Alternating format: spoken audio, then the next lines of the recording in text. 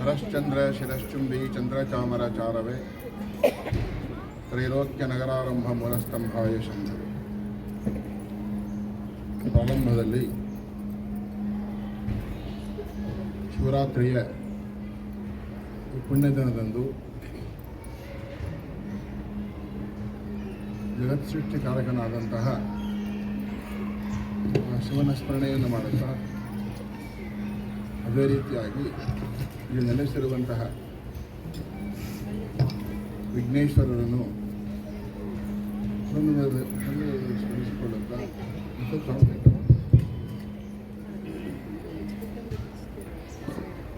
ಈ ಸಮಾರಂಭದಲ್ಲಿ ಶಿವರಾತ್ರಿಯ ಶುಭ ಸಂಜೆಯ ಸಮಾರಂಭದಲ್ಲಿ ಭಾಗವಹಿಸಿದಂತಹ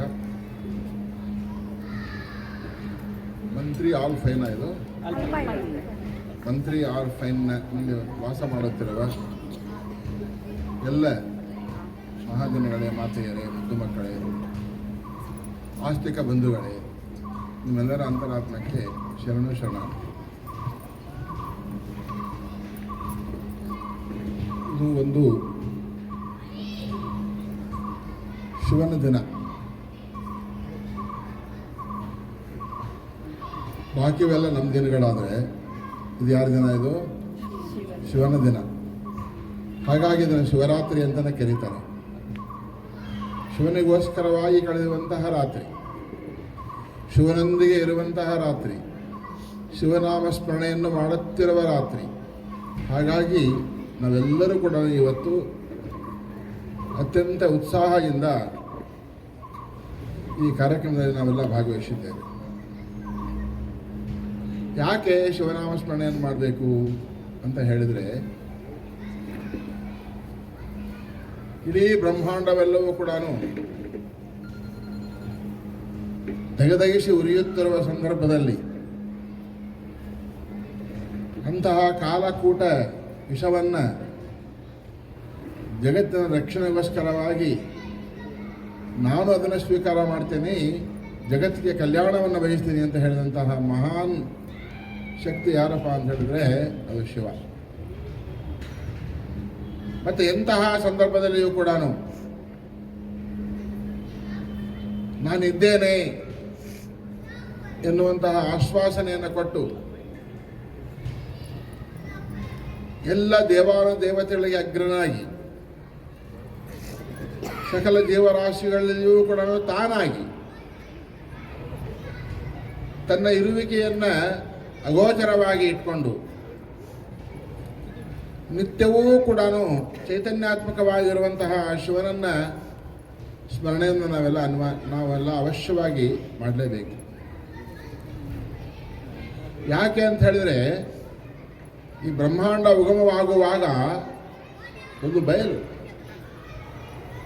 ಬಯಲಿನಲ್ಲಿ ಉಂಟಾಗಿದ್ದು ಶಬ್ದದಿಂದ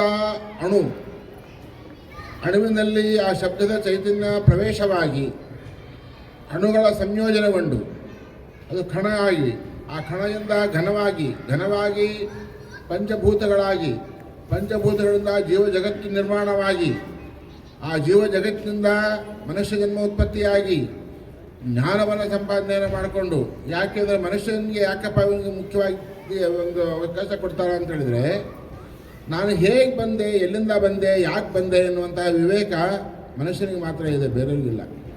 ಬೇರೆ ಪ್ರಾಣಿಗಳಿಗಿದೆಯಾ? ಇಲ್ಲ.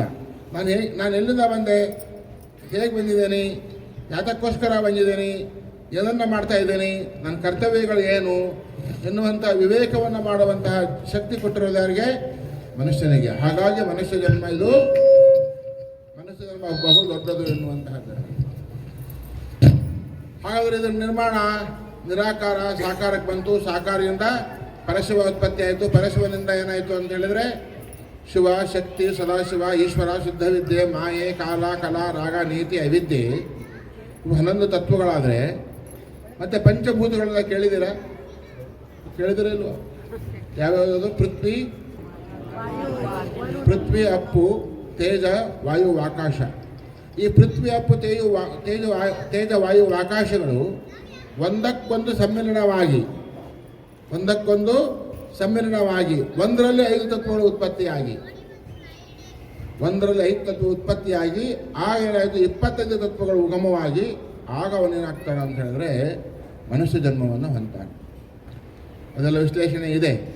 ಆ ವಿಶ್ಲೇಷಣೆ ಮಾಡ್ತಾ ಹೋದರೆ ಅದು ಮತ್ತೆ ಒಂದು ದಿವಸ ಆಗುತ್ತೆ ಅದರಲ್ಲಿ. ಹಾಗಾಗಿ ಇಲ್ಲಿ ಮೂಲ ಯಾವುದಪ್ಪ ಅಂತ ಹೇಳಿದ್ರೆ ಶಿವ.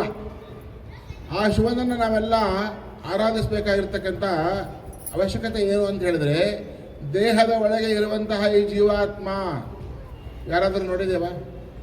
ಎಷ್ಟು ಸ್ಪಷ್ಟವಾಗಿ ಹೇಳ್ತಾನೆ ಅಂತ ಹೇಳಿದ್ರೆ ಮರದೊಳಗೆ ಮಂದಾಗ್ನಿಯ ಉರಿಯದಂತಿರಿಸಿದೆ. ಮರದಲ್ಲಿ ಅಗ್ನಿ ಇದೆಯೋ ಇಲ್ವೋ? ಆದರೆ ಮುಟ್ಟಿದ್ರೆ ಸುಡೋದಿಲ್ಲ. ಮರದೊಳಗೆ ಮಂದಾಗ್ನಿಯ ಉರಿಯದಂತಿರಿಸಿದೆ, ನೊರೆ ಹಾಲೊಳಗೆ ತುಪ್ಪವ ಕಂಪಿಲ್ಲದಂತೆ ಇರಿಸಿದೆ. ಹಾಲಲ್ಲಿ ತುಪ್ಪ ಇದೆ ಅಲ್ವಾ? ಹಾಗೆ ಬರೋದಿಲ್ಲ ಅದು. ನೊರೆ ಹಾಲೊಳಗೆ ತುಪ್ಪವ ಕಂಪಿಲ್ಲದಂತೆ ಇರಿಸಿದೆ, ಶರೀರದ ಒಳಗೆ ಆತ್ಮವನ್ನು ಆರಿಗೂ ಕಾಣದಂತೆ ಇರಿಸಿದೆ. ಶರೀರದೊಳಗೆ ಆತ್ಮ ಇದ್ದಾನೆ ಇಲ್ವಾ? ಇದ್ದಾನೆ. ಅದು ಯಾರು ನೋಡಿದೇವ? ಯಾರಿಗೂ ಕಾಣದಂಗೆ ಭಗವಂತ ಏನಾಗಿದ್ದಾನೆ? ಜೀವಾತ್ಮನಾಗಿ ದೇಹದಲ್ಲಿ ವಾಸ ಮಾಡ್ತಾ ಇದ್ದಾನಂತ. ಹಾಗಾದ್ರೆ ಈ ಜೀವಾತ್ಮ ಇಲ್ಲಿ ನೆಲೆಗೊಳ್ಳಬೇಕಾದ್ರೆ ಅವನು ಆನಂದವಾಗಿರಬೇಕು, ಭಯದಲ್ಲಿ ಇರಬೇಕು. ದೇಹದ ಒಳಗೆ ಆನಂದವಾಗಿರ್ಬೇಕು. ಯಾರೊಂದಿಗೆ ಇರಬೇಕು? ಅವನು ಭಗವಂತನೊಂದಿಗೆ ಇರಬೇಕಂತೆ. ಯಾರು? ಜೀವಾತ್ಮ. ಅದಕ್ಕೆ ಬಹಳಷ್ಟು ಜನ ಮಾತೆಯರೇ ಇದ್ದೀರಿ. ಅಕ್ಕಮಹಾದೇವಿ ಒಂದು ವಚನವನ್ನು ಹೇಳಕ್ಕೆ ಇಷ್ಟಪಡ್ತೇನೆ ನಾನು. ಕದಳಿವೆಂಬುದು ತನು, ಕದಳಿವೆಂಬುದು ಮನ, ಕದಳಿವೆಂಬುದು ವಿಷಯಗಳು, ಕದಳಿವೆಂಬುದು ಭವಘೋರಾರಣ್ಯ. ಈ ಕದಳಿಯ ಗೆದ್ದು ತವ ಬದುಕಿ ಬಂದು ಕದಳಿಯ ಬನದಲ್ಲಿ ಭವಹರಣ ಕಂಡು ಮಗಳೇ ಬಾಯಂದು ಬರಸೆಳೆದು ಬಿಗಿದಪ್ಪಿದ ಚೆನ್ನ ಮಲ್ಲಿಕಾರ್ಜುನ. ನೋಡಿ, ವಚನ ಸ್ವಲ್ಪ ನಿಗೂಢವಾಗಿಟ್ಟಿದ್ದಾನೆ ತತ್ವವನ್ನು. ಯಾಕೆ ನಿಗೂಢವಾಗಿಟ್ಟಿದ್ದಾನೆ ಅಂತ ಹೇಳಿದ್ರೆ ಈ ಅಕ್ಕಮಹಾದೇವಿಯಷ್ಟು ಬಹುತೇಕ ಜ್ಞಾನ ಬೇರೆಯವರಿಗಿರಲಿಲ್ಲ ಅನ್ನಂಗೆ ಕಾಣುತ್ತೆ. ಎಷ್ಟೋ ವಚನಗಳಲ್ಲಿ ಚೆನ್ನಮಲ್ಲಿಕಾರ್ಜುನನಿಗೆ ಗಂಡ ಅಂತ ತಾಯಿ ಪ್ರತಿಪಾದನೆ ಮಾಡ್ತಾರೆ, ಹೌದಲ್ವೋ? ಆದರೆ ಈ ವಚನದಲ್ಲಿ ಮಗಳೇ ಬಾ ಎಂದು ಬರಸೆಳೆದು ಬಿಗಿದಪ್ಪಿದ ಚೆನ್ನಮಲ್ಲಿಕಾರ್ಜುನ. ಅಕ್ಕಮಹಾದೇವಿಗೆ ಚೆನ್ನಮಲ್ಲಿಕಾರ್ಜುನ ಏನಾದ? ಇಲ್ಲಿ ತಂದೆ ಆದ. ತಂದೆ ಹೇಗೆ ಆಗ್ಲಿಕ್ಕೆ ಸಾಧ್ಯ? ಅದನ್ನು ಮೊದಲೇನಂತ ಹೇಳಿದ್ಲು ಆ ತಾಯಿ? ಚೆನ್ನಮಲ್ಲಿಕಾರ್ಜುನೊಬ್ಬನೇ ಗಂಡ ನನಗೆ ಎನ್ನುವಂತಹ ತಾಯಿ ಹೇಗೆ ಚೆನ್ನಮಲ್ಲಿಕಾರ್ಜುನ ತಂದೆ ಆಗ್ಲಿಕ್ಕೆ ಸಾಧ್ಯ? ಅದಕ್ಕೆ ಈ ವಚನವನ್ನು ಪೂರ್ಣವಾಗಿ ಅರ್ಥವಾಗಿ ಕೇಳಿದರೆ ಅವ್ರು ತಿರುಗಿಕೊಂಡು ಕೂತ್ಕೊಳ್ಳೋದ್ರೆ ಕಷ್ಟ ಆಗುತ್ತೆ ಕೇಳೋದು. ನೇರವಾಗಿ ಹಿಂಗೆ ಇಲ್ಲಿ ಈ ಲೈನ್ನಾಗ ಕೂತಿರೋದು ಕತ್ ನೋವು ಬರುತ್ತೆ ನಿಮಗೆ. ಗಂಟೆಗಟ್ಟಲೆ ಹಾಗೆ ಕೂರೋಕ್ಕಾಗಲ್ಲ. ಸ್ವಲ್ಪ ನೇರವಾಗಿ ಕುಂತು ಚೇರ್ ತಗೊಳ್ಬೇಕಾದ್ರೆ ಚೇರ್ ಮುಂದೆ ಕೊಟ್ಟುಕೊಳ್ಳಿ. ಯಾಕೆಂತ ಹೇಳಿದ್ರೆ ಇಲ್ಲಿ ಕದಳಿವೆಂಬುದು ತನು, ಸ್ವಲ್ಪ ಬಿಡಿಸಾನ ವಚನ ಎಲ್ಲ ಸಾಕರಿಸಿ. ಕದಳಿವೆಂಬುದು ತನು, ತನು ಅಂದರೆ ಶರೀರ. ತನುವಿನ ವಿಕಾರ ಹೇಗೆ ಬೇಕಾಗಿ ವರ್ತನೆ ಮಾಡೋದು. ಹೇಗೆ ಬೇಕಾಗಿ ವರ್ತನೆ ಮಾಡಬೇಕೋ ಶಿಸ್ತಿನಿಂದ ವರ್ತನೆ ಮಾಡಬೇಕು, ಒಂದು ಶಿಸ್ತಿನಿಂದ ವರ್ತನೆ ಮಾಡಬೇಕು. ಅದು ಬಿಟ್ಬಿಟ್ಟು ಹೇಗೆ ಬೇಕಾಗಿ ವರ್ತನೆ ಮಾಡಿದರೆ ಕದಳಿವೆಂಬುದು ತನು, ಕದಳಿವೆಂಬುದು ಮನ. ಮನಸ್ಸು ಸ್ಥಿರವಾಗಿರಬೇಕು ಅಥವಾ ಏನಾರು ಹೇಗೆ ಬೇಕಾದ್ರೂ ವರ್ತನೆ ಮಾಡಬಹುದು, ಸ್ಥಿರವಾಗಿರಬೇಕು. ಕದಳಿವೆಂಬುದು ಮನ ಅಂದರೆ ಮನಸ್ಸಿನ ವಿಕಾರ. ಕದಳಿವೆಂಬುದು ವಿಷಯಗಳು, ಆಶೆ ಆಮಿಷಗಳು ಇರ್ತಾವಲ್ಲ ನಮಗೆಲ್ಲ. ಅವು ಏನೇನು ಬೇಕಾದ್ರೂ ಆಶೆ ಆಮಿಷಗಳನ್ನ ಮಾಡ್ಕೋಬೇಕು. ಇರೋದ್ರಲ್ಲಿ ತೃಪ್ತಿ ಪಡಬೇಕು, ತೃಪ್ತಿ ಪಡಲಿಲ್ಲ ಅಂದರೆ ವಿಕಾರವಾಗುತ್ತವೆ. ವಿಷಯಗಳೆಲ್ಲವೂ ವಿಕಾರವಾಗ್ತವೆ. ಹಾಗಾಗಿ ತನುವಿನ ವಿಕಾರ, ಮನದ ವಿಕಾರ, ವಿಷಯಗಳ ವಿಕಾರ ಈ ಶರೀರದ ಒಳಗೆ ಇದ್ದರೆ ಭವಘೋರಾರಣ್ಯ ಅಲ್ವಾ ಈ ಶರೀರ? ಯಾಕೆ ಅಂತ ಹೇಳಿದ್ರೆ ಭವಘೋರಾರಣ್ಯದಲ್ಲಿ ಏನಿರುತ್ತೆ? ಭಯಂಕರವಾದಂತಹ ಹುಲಿಗಳು, ಶುಂಭಗಳು, ಆಮೇಲೆ ಚಿರತೆಗಳು, ಆಮೇಲೆ ಕರಡಿಗಳು, ಕಪಿಗಳು, ಬುಸುಗುಟ್ಟುವ ಹಾವುಗಳು, ಇವೆಲ್ಲವುಗಳ ಮಧ್ಯದಲ್ಲಿ ಇರುವಂತಹ ಒಬ್ಬ ವ್ಯಕ್ತಿ ಸುಖವಾಗಿರ್ತಾನೆ? ಅವನು ಭಯದಲ್ಲಿರ್ತಾನೆ. ಅದಕ್ಕೆ ಹೇಳ್ತಾರೆ, ಸರ್ಪಭೂಷಣ ಶ್ರೀಗಳು ಭಾಳ ಚೆನ್ನಾಗಿ ಹೇಳ್ತಾರೆ ಇದಕ್ಕೆ. ಬರುವ ಕೋಣಗಳೆಂಟ ಬಡದೆ ಹಿರಿಯ ಹುಲಿಗಳ ನಾರ ತಡದೆ ಮೆರವ ಸರ್ಪವ ಹೆಡೆಯ ಮೆಟ್ಟಿಹನೋ ಓಂ ಶ್ರೀ ಗುರು ಸಿದ್ಧ ಚರಿಪ ಕಪೆಯನು ಹಿಡಿದು ಕಟ್ಟಿಹೆನೋ. ಸ್ಪಷ್ಟವಾಗಿ ಹೇಳ್ತಾರೆ, ಬರುವ ಕೋಣಗಳೆಂಟ ಬಡದೆ ಅರಿಷಡ್ವರ್ಗಗಳು ಅಂತ ಹೇಳ್ತಾರೆ. ಅಲ್ಲ, ಬರುವ ಅಷ್ಟಮದಗಳು ಅಂತ ಕೇಳಿದ್ದೀರಾ? ತನುಮದ, ರೂಪಮದ, ಯೌವನಮದ, ಅಧಿಕಾರಮದ, ಧನಮದ, ಜಾತಿ ಮದ, ಇವೆಲ್ಲವೂ ಕೂಡ ಏನಾಗ್ತವೆ? ಇವು ಮನುಷ್ಯನಿಗೆ ಸೊಕ್ಕನ್ನು ಉಂಟು ಮಾಡ್ತಾ ಹೋಗ್ತಾವೆ. ಬರುವ ಕೋಣಗಳೆಂಟ ತಡದೆ ಹಿರಿಯ ಹುಲಿಗಳ ನಾರ ಬಡಿದೆ. ಹುಲಿಗಳು ಅಂದರೆ ಯಾವುದು? ಕಾಮ, ಕ್ರೋಧ, ಲೋಭ, ಮೋಹ, ಮದ, ಮತ್ಸರ ಅಂತ ಹೇಳ್ತೇವಲ್ಲ, ಇವುಗಳು ಹೇಗೆ ಬೇಕಾಗಿ ವರ್ತನೆ ಮಾಡಕ್ಕಿದ್ದಾರೆ? ಮನುಷ್ಯನಾಗಿರ್ಲಿಕ್ಕೆ ಸಾಧ್ಯ ಆಗೋದಿಲ್ಲ. ಹಾಗಾಗಿ ಇವುಗಳನ್ನು ಏನು ಮಾಡಬೇಕಂದ್ರೆ ಮೆಟ್ಟಬೇಕು ಅಂತ ಹೇಳ್ತಾನೆ. ಹಿರಿಯ ಹುಲಿಗಳ ನಾರ ತಡದೆ ಮೆರವ ಸರ್ಪವ ಹೆಡೆಯ ಮೆಟ್ಟಿಹೆನು. ಬುಸುಗುಟ್ಟುವ ಆಶೆಗಳನ್ನು ಅದಿಮಿಡಬೇಕಂತ. ಸರ್ಪದ ಹೆಡೆಯನ್ನು ಮೆಟ್ತಾರೆ ನೋಡ್ರಿ, ನೀವು ಸರ್ಪ ಹಿಡಿಬೇಕಾದ್ರೆ ನೋಡಿ ಗಮನಿಸಿದ್ದೀರಾ? ಅದ್ರ ಹೆಡೆ ಮೇಲೆ ಕೈ ಇಟ್ಟು ಸ್ವಲ್ಪ ಹಿಂಗೆ ಮೆಟ್ಟಿದ್ರೆ ಏನಾಗ್ತದೆ? ಆರಾಮ ಸುಮ್ಮನೆ ನಿಕ್ಕೊಂಡ್ಬಿಡ್ತದೆ. ಹಾಗೆ ಇಲ್ಲಿ ಬುಸುಗುಟ್ಟುವ ಆಶೆಗಳನ್ನು ಸ್ವಲ್ಪ ಆಗಾಗ ಹತ್ತಿಕ್ಕೊಳ್ಬೇಕಂತ. ನಾನು ಹೇಗಿರಬೇಕು ಎನ್ನುವಂತಹ ಯೋಜನೆ ಮಾಡಬೇಕಾದ್ರೆ ಮೆರವ ಸರ್ಪವ ಹೆಡೆಯ ಮೆಟ್ಟಿಹೆನು ಚರಿಪ ಕಪಿಯನು ಹಿಡಿದು ಕಟ್ಟಿಹೆನು. ಕಪಿ ಅಂದರೆ ಮನಸ್ಸು. ಹಿಡಿದು ಕಟ್ಟಬೇಕೋ ಕಟ್ಟಬಾರ್ದು? ಒಂದು ಕಡೆಗೆ ಎಲ್ಲಿ ಕಟ್ಟಬೇಕು? ಶಿವನ ಹತ್ರ ಹೋಗಿ ಕಟ್ಟಬೇಕಂತ. ಯಾವುದನ್ನು? ಈ ಮನಸ್ಸನ್ನು. ಹಾಗಾಗಿ ಈ ದೇಹದ ತನುವಿನ ವಿಕಾರ, ಮನದ ವಿಕಾರ, ವಿಷಯಗಳ ವಿಕಾರವಾಗಿ ಇದ್ದರೆ ಜೀವಾತ್ಮ ಭಯದಲ್ಲಿರ್ತಾನೋ ಸಂತೋಷವಾಗಿರ್ತಾನೆ? ಭಯದಲ್ಲಿರ್ತಾನೆ. ಯಾವಾಗ? ಇವೆಲ್ಲವೂ ವಿಕಾರವಾಗಿ ಇದ್ದರೆ ಈ ದೇಹ ಭಯಂಕರವಾದ ಅರಣ್ಯವಾಗುತ್ತೆ. ಆ ಭಯಂಕರವಾದ ಅರಣ್ಯದಲ್ಲಿ ಜೀವಾತ್ಮ ಭಯದಿಂದ ವಾಸ ಮಾಡ್ತಾನಂತೆ. ಅವನಿಗೆ ನಿಶ್ಚಿತತೆ ಇರೋದಿಲ್ಲ. ಏನಾಗ್ತೀನಿ ಅಂತ ಗ್ಯಾರಂಟಿ ಅವನಿಗೆ ಇಲ್ಲ. ಯಾರಿಗೆ ಮೋಸ ಮಾಡಿರ್ತಾನೋ, ಯಾರಿಗೆ ವಂಚನೆ ಮಾಡಿರ್ತಾನೋ, ಯಾರಿಗೆ ಅವನು ಅಸಹಕಾರ ಮಾಡಿರ್ತಾನೋ, ಯಾರು ಹಿಂಸೆ ಕೊಟ್ಟಿರ್ತಾನೋ, ಇವೆಲ್ಲವೂ ಕೂಡ ಅವನಿಗೆ ಏನು ಮಾಡ್ತಾ ಇರ್ತದೆ ಅಂದರೆ ಅವನ್ನ ಕಾಡ್ತಾ ಇರ್ತದೆ. ನಿತ್ಯವೂ ಕಾಡ್ತಾ ಇರ್ತದಂತೆ. ಆದರೆ ಅವೆಲ್ಲಂದು ದೂರವಾಗಿ ಹಸನ್ಮುಖಿಯಾಗಿದ್ದರೆ, ಪರೋಪಕಾರಿಯಾಗಿದ್ದರೆ, ಪುಣ್ಯವಂತನಾಗಿದ್ದರೆ, 4 ಜನಕ್ಕೆ ಸಹಕಾರಿಯಾಗಿದ್ದರೆ ಆಗ ಅವನು ಹೇಗಿರ್ತಾನೆ? ಸಂತೋಷವಾಗಿರ್ತಾನಲ್ಲ. ಹಾಗಾಗಿ ಇಲ್ಲಿ ಈ ಕದಳಿಯ ಗೆದ್ದು, ಯಾವ ಕದಳಿಯನ್ನ? ಭಯಂಕರ ಘೋರಾರಣ್ಯವನ್ನು ಗೆದ್ದು ತವೆ ಬದುಕಿ ಬಂದು ಕದಳಿಯ ಬನದಲ್ಲಿ, ಬನ ಅಂತ ಹೇಳಿದ್ರೆ ಗೊತ್ತಲ್ಲ, ಸುಂದರವಾದಂತಹ ತೋಟ, ಅಲ್ಲಿ ಒಳ್ಳೊಳ್ಳೆ ಹಣ್ಣುಗಳನ್ನು ಬಿಡತಕ್ಕಂಥ ವೃಕ್ಷಗಳು, ಪರಿಮಳದಿಂದ ಕುಡಿದಂತಹ ಹೂಗಳನ್ನು ಬಿಡುವಂತಹ ವೃಕ್ಷಗಳು, ದುಂಬಿಗಳ ಝೇಂಕಾರ, ಆಮೇಲೆ ಸುಳಿಗಾಳಿ, ಇವೆಲ್ಲದರಲ್ಲಿ ಆನಂದವಾಗಿರ್ತಾನೋ ಅಥವಾ ದುಃಖವಾಗಿರ್ತಾನೋ? ಅಲ್ಲಿ ಆನಂದವಾಗಿರ್ತಾನೆ.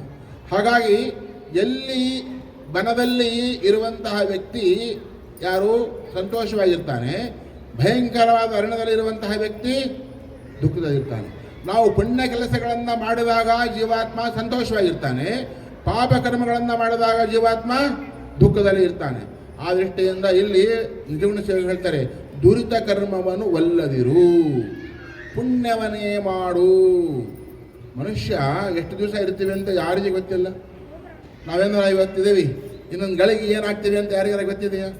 ಮತ್ತು ನಿಶ್ಚಿತವಾದಂತಹ ಈ ಶರೀರವನ್ನು ಇಟ್ಕೊಂಡು ಏನೇನಾರು ಹಂಬಲ ಪಡಬೇಕು, ಶಿವನಾಮಸ್ಮರಣೆಯನ್ನು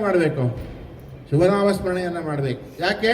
ದೇಹದೊಳಗಿರುವಂತಹ ಜೀವಾತ್ಮ ಧೈರ್ಯವಾಗಿ ಇರಬೇಕಾದ್ರೆ, ಸಂತೋಷವಾಗಿ ಇರಬೇಕಾದ್ರೆ, ಇನ್ನು ಅವನು ಹೇಗಿರಬೇಕು? ಧೈರ್ಯವಾಗಿರಬೇಕಾದ್ರೆ ಒಳ್ಳೆಯ ಕೆಲಸವನ್ನು ಮಾಡಬೇಕು. ಹಾಗಾಗಿ ಮನದಲ್ಲಿರುವಂತಹ ವ್ಯಕ್ತಿ ಸಂತೋಷವಾಗಿ ಇದ್ದಾಗ, ತೋಟದಲ್ಲಿರುವಂತಹ ವ್ಯಕ್ತಿ ಸಂತೋಷವಾಗಿ ಇದ್ದಾಗ ಯಾರೊಂದಿಗೆ ಇದ್ದಂಗೆ? ಪರಮಾತ್ಮನಿಗೆ ಇದ್ದಂಗಲ್ವಾ? ಒಪ್ಕೊಳ್ತೀರಾ ಇಲ್ವಾ? ಹಾಗಾಗಿ ಅಕ್ಕಮಹಾದೇವಿ ಹೇಳ್ತಾರೆ, ನಾನು ಈ ತನುವಿನ ವಿಕಾರ, ಮನದ ವಿಕಾರ ಮತ್ತು ವಿಷಯಗಳ ವಿಕಾರವನ್ನು ಹೊರತುಪಡಿಸಿ ಅದನ್ನು ಗೆದ್ದು ಬಂದಿದ್ದೇನೆ. ಕಾಯ ಕರ್ಣ ಕಂಜಿದರೇನು ಎನ್ನುವಂಥ ವಿಚಾರಗಳ ಧಾರೆಗಳನ್ನು ನಾವು ತೆಗೆದುಕೊಂಡ್ರೆ ಅವೆಲ್ಲವನ್ನು ಗೆದ್ದು ಬಂದಿದ್ದೇನೆ. ಇವಾಗ ನಾನು ಯಾರೊಂದಿಗೆ ಇದ್ದೇನೆ? ಬನದಲ್ಲಿ ಭಗವಂತನೊಂದಿಗೆ ಇದ್ದೇನೆ. ಈ ಜೀವಾತ್ಮ ಯಾರ ಅಂಶ? ಪರಮಾತ್ಮನ ಅಂಶ. ಪರಮಾತ್ಮ ಬೇರೆ ಅಲ್ಲ, ಜೀವಾತ್ಮ ಬೇರೆ ಅಲ್ಲ ಅಂದಾಗ ಪರಮಾತ್ಮನಿಗೆ ಜೀವಾತ್ಮ ಮಗು ಆಗುತ್ತಾ ಇಲ್ವೋ? ಒಪ್ಕೊಳ್ತೀರಲ್ಲ? ಹಾಗೆ ಈ ದೇಹ ಇದೆ, ಈ ದೇಹ ಪರಮಾತ್ಮನನ್ನು ಅನುಭವಿಸಬೇಕು, ಅನುಭವಿಸಬಾರ್ದು. ಕಣ್ಣು ಪರಮಾತ್ಮನ ದರ್ಶನ ಮಾಡಬೇಕು, ಕಿವಿ ಧ್ಯಾನ ಕೇಳಬೇಕು, ಬಾಯಿ ಪ್ರಾರ್ಥನೆ ಮಾಡಬೇಕು, ಕೈ ನಮಸ್ಕಾರಾದಿಗಳನ್ನು ಮಾಡಬೇಕು, ಸೇವೆಯನ್ನು ಮಾಡಬೇಕು, ಕಾಲು ಭಗವಂತನ ಪ್ರದಕ್ಷಿಣೆಯನ್ನು ಮಾಡಬೇಕು. ಇವುಗಳನ್ನು ಮಾಡ್ತಾ ಇದ್ದಾಗ ಅದಕ್ಕೆ ಒಂದು ವಚನದಲ್ಲಿ ಬರ್ತದೆ, ಬಹಳ ಅದ್ಭುತವಾದ ವಚನದಲ್ಲಿ, ಹರನು ಆಡಿದ ಬೇಟೆಯ ಮೃಗವು, ಬಸವಣ್ಣನ ವಚನ ಇದು, ಹರನು ಆಡಿದ ಬೇಟೆಯ ಮೃಗವು ಕೂಡಲ ಸಂಗಮ ದೇವಂಗೆ ಅರ್ಪಿತವಾಯಿತ್ತಯ್ಯ. ಒಪ್ಕೊಳ್ತೀರಾ ಇದನ್ನ? ಹರನು ಆಡಿದ ಬೇಟೆಯ ಮೃಗ ಯಾರಿಗೆ ಅರ್ಪಿತವಾಯಿತು? ಮೃಗ ಅಂದ್ರೆ ಏನು? ಮೃಗ ಮೃಗ ಹರಿಣ, ಜಿಂಕಿ. ಹರನು ಆಡಿದ ಬೇಟೆಯ ಮೃಗವು ಯಾರಿಗೆ ಅರ್ಪಿತವಾಯಿತು? ಕೂಡಲ ಸಂಗಮ ದೇವಂಗೆ ಅರ್ಪಿತವಾಯಿತು. ಇದು ಒಪ್ಕೊಳ್ಳೋಕ್ಕಾಗಲ್ಲ, ಸ್ವಲ್ಪ ಬಿಡಿಸಿದ್ರೆ ಮಾತ್ರ ಒಪ್ಕೊಳ್ಳೋಕ್ಕಾಗ. ಇಂದ್ರಿಯ ಸ್ವಭಾವದಿಂದ ಹರಿನಾಮ ಸ್ಮರಣೆಯನ್ನು ಮಾಡುತ್ತಾ ಮನಸ್ಸು ಎನ್ನುವ ಮೃಗವನ್ನು ಬೇಟೆಯಾಡಿದೊಡೆ. ಈಗ ಅರ್ಥ ಆಯ್ತಲ್ಲ? ಇಂದ್ರಿಯ ಸ್ವಭಾವದಿಂದ, ಇಂದ್ರಿಯ ಸ್ವಭಾವದಿಂದ, ಇಂದ್ರಿಯ ಅಂದರೆ ಯಾವ್ಯಾವುದು? ಪಂಚೇಂದ್ರಿಯಗಳು, ಕರ್ಣ, ಆಮೇಲೆ ಕಣ್ಣು, ಬಾಯಿ, ಮೂಗು ಮತ್ತು ಚರ್ಮ ಅಂತ ಹೇಳ್ತಾರೆ. ಇರಲಿ, ನಮ್ಮ ಅವಯವಗಳನ್ನು ತಗೊಳ್ಳೋಣ. ಕಿವಿ, ಕಣ್ಣು, ಬಾಯಿ ಮತ್ತು ಕೈ ಮತ್ತು ಪಾದ, ಹೀಗೆ ತಗೊಳ್ಳೋಣ. ಈಗ ತಗೊಂಡಾಗ ಏನಾಯಿತು? ಇಲ್ಲಿ ಹರಣವಾಡದ ಬೇಟೆಯ ಮೃಗವು ಈ ಇಂದ್ರಿಯ ಸ್ವಭಾವದಿಂದ ಪರಮಾತ್ಮನ ಸ್ಮರಣೆಯನ್ನು ಮಾಡುತ್ತಾ ಮಾಡುತ್ತಾ ಮಾಡುತ್ತಾ ಮನಸ್ಸು ಎನ್ನುವ ಮೃಗವನ್ನು ಬೇಟೆಯಾಡಿದೊಡೆ. ಮನೆಯೇವ ಮನುಷ್ಯಾಣ ಕಾರಣ ಬಂಧ ಮೋಕ್ಷಯೋಹೋ. ಬಂಧನಕ್ಕೂ ಮತ್ತು ಮುಕ್ತಿಗೂ ಕಾರಣ ಯಾರೋ? ಮನಸ್ಸು. ಈ ಮನಸ್ಸನ್ನು ಬೇಟೆಯಾಡಿಬಿಟ್ರೆ ಹರಿನಾಮ ಸ್ಮರಣೆಯನ್ನು ಮಾಡುತ್ತಾ ಈ ದೇಹ ಯಾರಿಗೆ ಅರ್ಪಿತವಾಗುತ್ತೆ? ಯಾರಿಗೆ ಅರ್ಪಿತವಾಗುತ್ತೆ? ಭಗವಂತನಿಗೆ ಅರ್ಪಿತವಾಗುತ್ತೆ. ಆ ಭಗವಂತನಿಗೆ ಅರ್ಪಿತವಾಗುವ ರೀತಿಯಲ್ಲಿ ಬದುಕನ್ನು ಸಾಗಿಸುವಂತಹದ್ದೇನಿದೆಯಲ್ಲ, ಆವಾಗ ನಾನು ಬೇರೆ ಅಲ್ಲ, ನೀನು ಬೇರೆ ಅಲ್ಲ, ಅವರು ಬೇರೆ ಅಲ್ಲ, ಇವರು ಬೇರೆ ಅಲ್ಲ, ಎಲ್ಲರೂ ಸಮಾನರಾಗಿರ್ತಾರಂತೆ. ಯಾಕೆ? ಎಲ್ಲರಲ್ಲೂ ಯಾರಿದ್ದಾನೆ? ಪರಮಾತ್ಮ ಇದ್ದಾನೆ. ಅದಕ್ಕೆ ಹೇಳ್ತಾರೆ ನೋಡಿ, ಎತ್ತೆತ್ತ ನೋಡಿದತ್ತ ನೀನೇ ದೇವ, ಸಕಲ ವಿಸ್ತಾರದ ರೂಹು ನೀನೇ ದೇವ, ವಿಶ್ವತೋ ಚಕ್ಷು ನೀನೇ ದೇವ, ವಿಶ್ವತೋ ಪಾದ ನೀನೇ ದೇವ. ಈ ವಚನ ಕೇಳಿರ್ಬೇಕು ಅನ್ನಂಗೆ ಕಾಣುತ್ತೆ. ಹಾಗಾಗಿ ಈ ರೀತಿಯಾಗಿ ವಚನಗಳು ಏನು ಬೇಕಿಲ್ಲ, ಒಂದು ನಿಮಿಷ ಅಷ್ಟೇ ಸರಿ ಹೋಗುತ್ತೆ. ಈ ರೀತಿಯಾಗಿ ಹರಿನಾಮ ಸ್ಮರಣೆಯನ್ನು ಮಾಡ್ತಾ ಮಾಡ್ತಾ ಮಾಡ್ತಾ ಭಗವಂತನ ಧ್ಯಾನದಲ್ಲಿ ನಾವಿದ್ರೆ ನಾವು ಯಾರಿಗೆ ಅರ್ಪಿತವಾಗ್ತೀವಿ? ಭಗವಂತನಿಗೆ ಅರ್ಪಿತವಾಗ್ತೀವಿ. ಯಾಕೆ ಅಂತ ಹೇಳಿದ್ರೆ, ನಮ್ಮ ಹುಟ್ಟುವಾಗ ಒಂದು ನಮ್ಮ ಹಿಂದೆ ಬೆನ್ನು ಹತ್ಕೊಂಡಿದೆ. ಯಾವ್ದು ಬೆನ್ನು ಹತ್ಕೊಂಡಿದೆ? ಮೃತ್ಯು ಅನ್ನುವಂಥ ಬೆನ್ನು ಹತ್ಕೊಂಡಿದೆ. ಅದಕ್ಕೆ ಒಬ್ಬ ವಚನಕಾರ ಭಾಳ ಚೆನ್ನಾಗಿ ಹೇಳ್ತಾನೆ, ಹರಿದ ಗೋಣಿಯಲ್ಲಿ ಒಬ್ಬ ಕಳವೆಯನ್ನು ತುಂಬಿದ. ಹರಿದಂತಹ ಗೋಣಿ ಚೀಲ, ಕಳವೆ ಅಂದರೆ ಭತ್ತ ಅಂತ ಕರೀತಾರೆ ನಮ್ಮ ಭಾಗದಲ್ಲೆಲ್ಲ. ನೀವೆಲ್ಲ ಭತ್ತ ಅಂದ್ರೆ ಅರ್ಥ ಆಗುತ್ತಲ್ಲ, ಯಾಕಂದರೆ ಅಕ್ಕಿ ನೋಡಿರ್ತೀವಿ, ನೀವೆಲ್ಲ ಭತ್ತ ನೋಡೋದು ಕಷ್ಟ ಅಲ್ಲ. ಎಲ್ಲ ಈ ಸಿಟಿಗಳ ಮಕ್ಕಳು ಭತ್ತ ನೋಡಿದ್ರಲ್ಲ. ಹರಿದ ಗೋಣೆಯಲ್ಲಿ ಒಬ್ಬ ಕಳವೆಯನ್ನು ತುಂಬಿದ, ಸುಂಕಕ್ಕೆ ಅಂಜಿ ಇರುಳೆಲ್ಲ ನಡೆದ. ಸುಂಕಕ್ಕೆ ಏನು ಮಾಡ್ತಾನೆ ಅವನು? ರಾತ್ರಿ ಎಲ್ಲ ಹೋಗ್ತಾನೆ.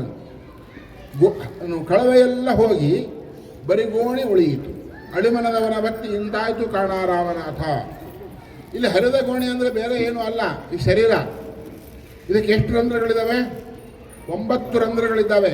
9 ರಂಧ್ರಗಳ ಮೂಲಕವಾಗಿ ಇರುವಂತಹ ಈ ಚೀಲದಕ್ಕೆ ಒಂದು ಸ್ವಲ್ಪ ಆಯುಷ್ ತುಂಬಿ ಕಳಿಸಿದ್ದಾನೆ. ಯಾರು?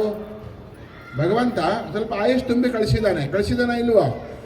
ನಾವು ಸುಂಕ ಕೊಡಬೇಕಾಗುತ್ತೆ ಅಂತ ಹೇಳಿ ಹರಿದ ಚೀಲದಲ್ಲಿ ಭತ್ತ ಹಾಕ್ಕೊಂಡು ರಾತ್ರಿ ಹೊತ್ತು ಹೊರಟ್ರೆ ಏನಾಗುತ್ತೆ?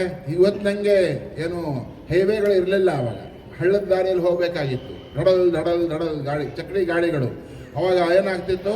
ಭತ್ತ ಎಲ್ಲ ಸೋರಿ ಹೋಯಿತು, ಉಳಿದಿದ್ದೇನೆ ಬರೀ ಗೋಣಿ ಚೀಲ ಉಳಿ. ಹಾಗೆ ಇಲ್ಲಿ ಕಳವೆ ಅಂದರೆ ಆಯುಷು, ಹರಿದ ಚೀಲ ಅಂದರೆ ದೇಹ. ರಾತ್ರಿ ಹೊತ್ತು ಹೋದ ಅಂದರೆ ಅಜ್ಞಾನದಲ್ಲಿಯೇ ಕಳೆದ ಅಂತ ಅರ್ಥ. ಅಜ್ಞಾನದಲ್ಲಿ ಪರಮಾತ್ಮನ ಧ್ಯಾನ ಮಾಡಲಿಲ್ಲ. ನಾನು ಹೇಳ್ತಿದ್ರಿ ಶಿವನಾಮ ಸ್ಮರಣೆಯನ್ನು ಮಾಡು ಅಂತ ಹೇಳ್ತಿದ್ರಿ. ಆ ಶಿವನಾಮ ಸ್ಮರಣೆಯನ್ನು ಮಾಡಲೇ ಇಲ್ಲ. ಮಾಡದೆ ಏನಾದ ಅವನು ಜೀವನವನ್ನು ಸಾಗಿಸ್ಕೊಂತ ಬಂದ. ಯಾಕೆ ಹಿಂಗೆ ಒತ್ತಡಕ್ಕೆ ನಾವು ಒಳಗಾಗಿದ್ದೇವೆ ಅಂತ ಹೇಳಿದ್ರೆ, ಒಂದು ವಚನ ಬರುತ್ತೆ, ಯಾವುದಪ್ಪ ಅಂದರೆ, ಹಗಲು 4 ಜಾವ ಅಸನಕ್ಕೆ ಕುದಿವರು, ಇರುಳು 4 ಜಾವ ವ್ಯಸನಕ್ಕೆ ಕುದಿವರು, ಅಗಸ ನೀರೊಳಗೆ ಇದ್ದು ಬಾಯಾರಿ ಸತ್ತಂತೆ. ಅಗಸ ಎಲ್ಲಿದ್ದಾನೆ ಅವನು? ನೀರೊಳಗೆ ಇರ್ತಾನೆ. ಅಕಸ್ಮಾತ್ ಗೊತ್ತಲ್ಲ, ಬಟ್ಟೆ ಒಗೆಯವನು. ಕನ್ನಡ ಅರ್ಥ ಆಗುತ್ತಾ ಎಲ್ಲರಿಗೂ ಬಹುತೇಕ? ಹಾಂ, ಕನ್ನಡದಲ್ಲಿದೆ. ಹಾಂ, ಯಾರಿಗೆ ಅರ್ಥ ಆಗಂಗಿಲ್ಲ ಆಮೇಲೆ ಅವ್ರಿಗೆ ಹೇಳ್ಬಿಡಿ. ಅಕಸ್ಮಾತ್ ನೀರೊಳಗೆ ಇದ್ದು ಬಾಯಾರಿ ಸತ್ತಂತೆ. ಅಕಸ್ಮಾತ್ ನೀರೊಳಗೆ ಇರ್ತಾನೆ, ಬಾಯಾರಿ ಯಾಕೆ ಸಾಯ್ತಾನೆ? ಯಾರು ಹೇಳ್ಬೋದಾ? ಅಕಸ್ಮಾತ್ ನೀರೊಳಗೆ ಇರ್ತಾನೆ, ಬಾಯಾರಿ ಯಾಕೆ ಸಾಯ್ತಾನೆ? ಅದು ನೀರು ಕುಡಿಲಿಕ್ಕೆ ಯೋಗ್ಯ ಅಲ್ಲ. ಅಷ್ಟೇ ತಾನು ಹೇಳೋದು. ಅವನಿಗೆ ಪ್ರಾಣ ಹೋಗುತ್ತೆ ಅಂದರೆ ಯಾವ ನೀರಾದ್ರೂ ಕುಡಿದು ಬದುಕ್ತಾನೆ, ಹೌದಲ್ವ? ಭೂಕಂಪದ ನೀವೆಲ್ಲ ನೋಡಿರ್ತೀರಲ್ಲ, ಏನೋ ಒಂದು ಬಕೆಟ್ ನೀರು ಇಟ್ಕೊಂಡ್ಬಿಟ್ಟು ಅವನೇನು ಮಾಡಿರ್ತಾನೆ, ಅದೇ ನೀರನ್ನ ಬಳಕೆ ಮಾಡ್ಕೊತ ಯಾರಾದರೂ ತೆಗಿತಾರಂತ 40-45 ದಿವಸ ಬದುಕಿರ್ತಕ್ಕಂಥವ್ರು ನೋಡಿದ್ದೀವಿ. ಹಾಗಾಗಿ ಇಲ್ಲಿ ಅವನಿಗೆ ಬಾಯಾರಿಕೆ ಆಗಿದೆ ಅಂತ ಅವನು ಏನು ಅನಿಸಿದ್ರೆ ನೀರು ಕುಡಿಬೇಕಾಗಿತ್ತು, ಆದರೆ ನೀರು ಕುಡಿಲಿಲ್ಲ. ಕಾರಣ ಯಾಕಪ್ಪ ಅಂತ ಹೇಳಿದ್ರೆ, ಅವನು ಒಂದು ಜೊತೆ ಬಟ್ಟೆ ತಂದಿಲ್ಲ ಬಟ್ಟೆ ಒಗೆಯೋಕ್ಕೆ. ಎಷ್ಟು ತಂದಿದ್ದಾನೆ ಅವನು? 3 ಜನರ ಬಟ್ಟೆ ತಗೊಂಡೋಗಿರ್ತಾನೆ. ಈ ಬಟ್ಟೆ ಒಗೆದು ಮಾರು ಕುಡಿದ್ರಾಯ್ತು, ಇನ್ನೊಂದು ಬಟ್ಟೆ ಒಗೆದು ಮಾರು ಕುಡಿದ್ರಾಯ್ತು, ಇನ್ನೊಂದು ಬಟ್ಟೆ ಒಗೆದು ಮಾರು ಕುಡಿದ್ರಾಯ್ತು, ಮತ್ತೊಂದು ಬಟ್ಟೆ ಒಗೆದು ಮಾರು ಕುಡಿದ್ರಾಯ್ತು. ಬಟ್ಟೆ ಮುಗಿದಿಲ್ಲ, ನೀರು ಕುಡಿದಿಲ್ಲ. ಮಗು ಇದ್ದಾಗ ಸಂಸ್ಕಾರ ಬೇಡ, ಸ್ವಲ್ಪ ದೊಡ್ಡವರಾದ್ಮೇಲೆ ಸಂಸ್ಕಾರ ಬೇಡ, ಇನ್ನೂ ಸ್ವಲ್ಪ ವಯಸ್ಸಿದ್ದಾಗ ಸಂಸ್ಕಾರ ಬೇಡ, ಮುಪ್ಪಿನಲ್ಲಿ ಸಂಸ್ಕಾರ ಬೇಡ, ಸಾಯೋ ಕಾಲದಲ್ಲಿ ಸಂಸ್ಕಾರ ಬೇಕು ಅಂದ್ರೆ ಎಲ್ಲಿಂದ ಬರುತ್ತೆ? ನಾವು ಹುಟ್ಟಿದಾಗಲೇ ನಮಗೆ ನಾನು ಹೇಳಿದೆ ನಿಮಗೆ ಆಗ್ಲೇ, ಈ ಒಂದು ಹಗಲು ಒಂದು ರಾತ್ರಿ ಕಳೆದ್ರೆ ನಮ್ಮ ಜೀವಮಾನದಲ್ಲಿ ಒಂದು ದಿವಸ ಕಳ್ಕೊಂಡೇವಿ ಅಂತ ಒಪ್ಕೊಳ್ತೀರೋ ಇಲ್ವ? ಒಂದು ಹಗಲು ಒಂದು ರಾತ್ರಿ ಹೋದರೆ ನನ್ನ ಜೀವನದಲ್ಲಿ ನಾನು ಒಂದು ದಿವಸ ಕಳ್ಕೊಂಡಿದ್ದೀನಿ ಅಂತ. ಆ ಒಂದು ದಿವಸ ನಾವು ಒಳ್ಳೆ ರೀತಿ ಕಳ್ಕೊಬೇಕು, ತಪ್ಪು ರೀತಿಯಲ್ಲಿ ಕಳ್ಕೊಬೇಕು. ಒಳ್ಳೆ ರೀತಿ ಒಂದೇನಾದ್ರು ಒಂದು ಪುಣ್ಯ ಕೆಲಸ ಮಾಡಬೇಕಂತ, ಒಬ್ರಿಗೆ ಒಂದು ಉಪಕಾರಿ ಆಗಬೇಕಂತ, ಒಂದು ಒಳ್ಳೆ ಕೆಲಸ ಮಾಡಬೇಕಂತ, ಒಂದು ಸತ್ಯವನ್ನಾರು ಹೇಳಬೇಕಂತ. ಕೊನೆ ಪಕ್ಷಕ್ಕೆ ಏನೋ ಮಾಡೋಕ್ಕಾದ್ರೆ ಸತ್ಯ ಹೇಳ್ಬೋದಲ್ವಾ? ಒಂದೇನಾದ್ರು ಒಂದು ಒಳ್ಳೆ ಕೆಲಸವನ್ನು ಮಾಡಿ ಅಂತ ಹೇಳ್ತಾನೆ. ಹಾಗಾಗಿ ನಿತ್ಯ ಏನು ಮಾಡಬೇಕು? ಪುಣ್ಯವನ್ನು ಮಾಡ್ತಾ ಹೋಗ್ಬೇಕಂತ. ಹಾಗಾಗಿ ಅಂತಹ ಪುಣ್ಯವನ್ನು ಮಾಡುವಂತಹ ವ್ಯವಸ್ಥೆ ಇರಬೇಕಾದ್ರೆ ನಾವು ಯಾವತ್ತಾರು ಒಂದು ದಿವಸ ಮಾಡೋಕ್ಕಾಗಲ್ಲ. ಅದನ್ನೇನು ಮಾಡಬೇಕು? ನಿತ್ಯವೂ ಕೂಡ ಶಿವರಾತ್ರಿ ಆಗಬೇಕು ಅಂತ ಹೇಳ್ತಾನೆ.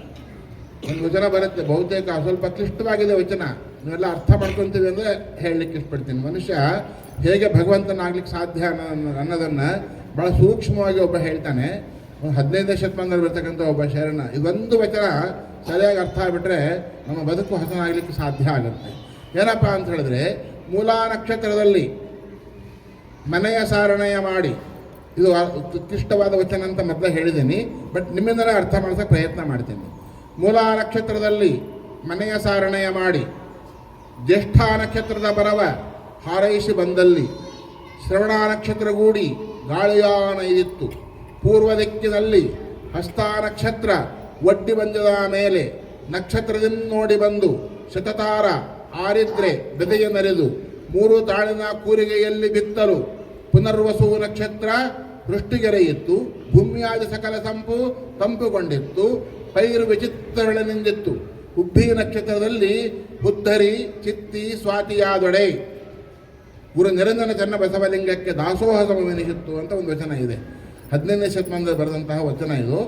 ಇವರು ನಮ್ಮ ಈ ವಚನ ಸಂಪುಟ ಅಂತ ಕೇಳಿದಾರಲ್ಲ, ಆ ವಚನ ಸಂಪುಟದಲ್ಲಿ 12ನೇ ವಾಲ್ಯೂಮ್ನಲ್ಲಿ 1005ನೇ ವಚನ ಇದು.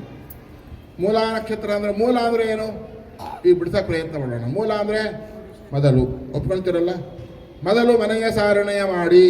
ಮೂಲ ನಕ್ಷತ್ರ ಬಿಟ್ಬಿಡಿ. ಈಗ ಮೊದಲು ಮನೆಯ ಸಾರಣೆ ಮಾಡಿ, ದೇಹ ಮತ್ತು ಮನಸ್ಸು ಶುದ್ಧವಾಗಬೇಕು, ಆಗಬಾರ್ದು? ಆಗಬೇಕು. ಮನಸ್ಸು ಮತ್ತು ದೇಹ ಶುದ್ಧವಾದ ಮೇಲೆ ಮನೆಯ ಸಾರಣೆಯ ಮಾಡಿ, ಜ್ಯೇಷ್ಠ ನಕ್ಷತ್ರದ ವ್ಯವಹಾರೈಷ ಬಂದಲ್ಲಿ. ಜ್ಯೇಷ್ಠ ಅಂತ ಯಾರಿಗೆ ಕರೀತಾರೆ? ಹಿರಿಯರಿಗೆ. ಹಿರಿಯರಿಂದ ನಾವು ಕೃಪೆಗೆ ಒಳಗಾಗಬೇಕು, ಆಗಬಾರ್ದು?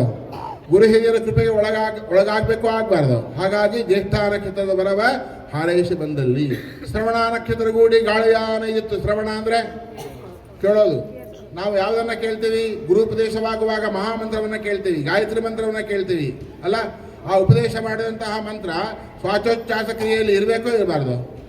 ಅದಕ್ಕೆ ಶರಣ ನಿದ್ರೆಗೈದೊಡೆ ಜಪ ಕಾಣಿರೋ, ಎಚ್ಚರವಾದರೆ ಜಾಗರಾಣಿ ಕಾಣಿರೋ. ಅದ್ಭುತವಾದಂತಹ ವಚನ ಹೇಳ್ತಾರೆ. ಶರಣ ನಿದ್ರೆಗೈದೊಡೆ ಜಪ ಕಾಣಿರೋ. ಯಾಕೆ? ಶ್ವಾಸೋಚ್ಛ್ವಾಸ ಕ್ರಿಯೆಯಲ್ಲಿ ಏನಿದೆ? ಪರಮಾತ್ಮನ ನಾಮಸ್ಮರಣೆ ಇದೆ, ಮಹಾಮಂತ್ರ ಇದೆ. ಅವನು ಎತ್ತರವಾದರೆ ಜಾಗೃತವಾಗಿರ್ತಾನಂತೆ, ಎಲ್ಲರನ್ನು ಕೂಡ ಎತ್ತರಿಸ್ತಾ ಇರ್ತಾನಂತೆ, ಎಲ್ಲರೂ ಕೂಡ ತಿಳುವಳಿಕೆ ಹೇಳ್ತಾ ಇರ್ತಾನಂತೆ. ತಾನೊಬ್ಬನೇ ಸುಖವಾಗಿರ್ಬೇಕು ಅಂತ ಅನ್ನೋಂಗಲ್ಲಂತೆ ಅವನು. ಇನ್ನೊಬ್ಬರು ತಪ್ಪು ನಡೀತಾ ಇದ್ರೆ ಅವ್ರು ಸುಮ್ಮನೆ ಇರಬೇಕು, ತಿದ್ದಿ ಹೇಳಬೇಕು. ಅವ್ರು ಕೇಳದೇ ಇರಲಿ. ಹೇಳೋ ಕರ್ತವ್ಯನ ಬಿಡಬಾರ್ದು. ಯಾಕೆ ಹೇಳೋ ಕರ್ತವ್ಯ ಬಿಡಬಾರ್ದು ಅನ್ನೋದಕ್ಕೆ ಒಂದು ಸಣ್ಣ ಮಾತು ಹೇಳಲಿಕ್ಕೆ ಇಷ್ಟಪಡ್ತೀನಿ. ಒಬ್ಬ ಸಾಧು ಇದ್ದ. ಆ ಸಾಧು ಏನು ಮಾಡ್ತಾ ಇದ್ದ ಅಂದರೆ ಸಂಧ್ಯಾವಂದನೆಗೆ ಹೋಗಿದ್ದ. ಸಂಧ್ಯಾವಂದನೆಗೆ ಹೋದಾಗ ಏನಾಯಿತು, ಒಂದು ಚೇಳು ನೀರೊಳಗೆ ಮುಳ್ಕೊಂಡು ಬರ್ತಾ ಇತ್ತು. ಪಾಪ ಆ ಸತ್ತು ಹೋಗುತ್ತೆ ಅಂತ ಗೊತ್ತಾಯ್ತು ಇವನಿಗೆ. ತಕ್ಷಣ ಏನು ಮಾಡೋದು, ಅದನ್ನು ಹಿಡ್ಕೊಳ್ಳಿಕ್ಕೆ ಹೋಗ್ತಾನಂತೆ. ಬಗಸ ನೀರಿನ ಸಮೇತ ಹಿಡ್ಕೊಂಡ್ಬರ್ತಾನೆ. ನೀರೆಲ್ಲ ಖಾಲಿ ಆಯಿತು. ಚೋಳ ಏನು ಮಾಡ್ತು, ನೀರು ಖಾಲಿ ಆಯಿತು. ಚೋಳು ಕುಟುಕಕ್ಕೆ ಏನಾಯಿತು, ಉರಿ ಸ್ಟಾರ್ಟ್ ಆಯಿತು. ಸ್ವಲ್ಪ ಸುಧಾರಿಸ್ಕೊಂಡ ಆಮೇಲೆ ಸಂಧ್ಯಾವಂದನೆ ಮಾಡಲೇಬೇಕಲ್ಲ.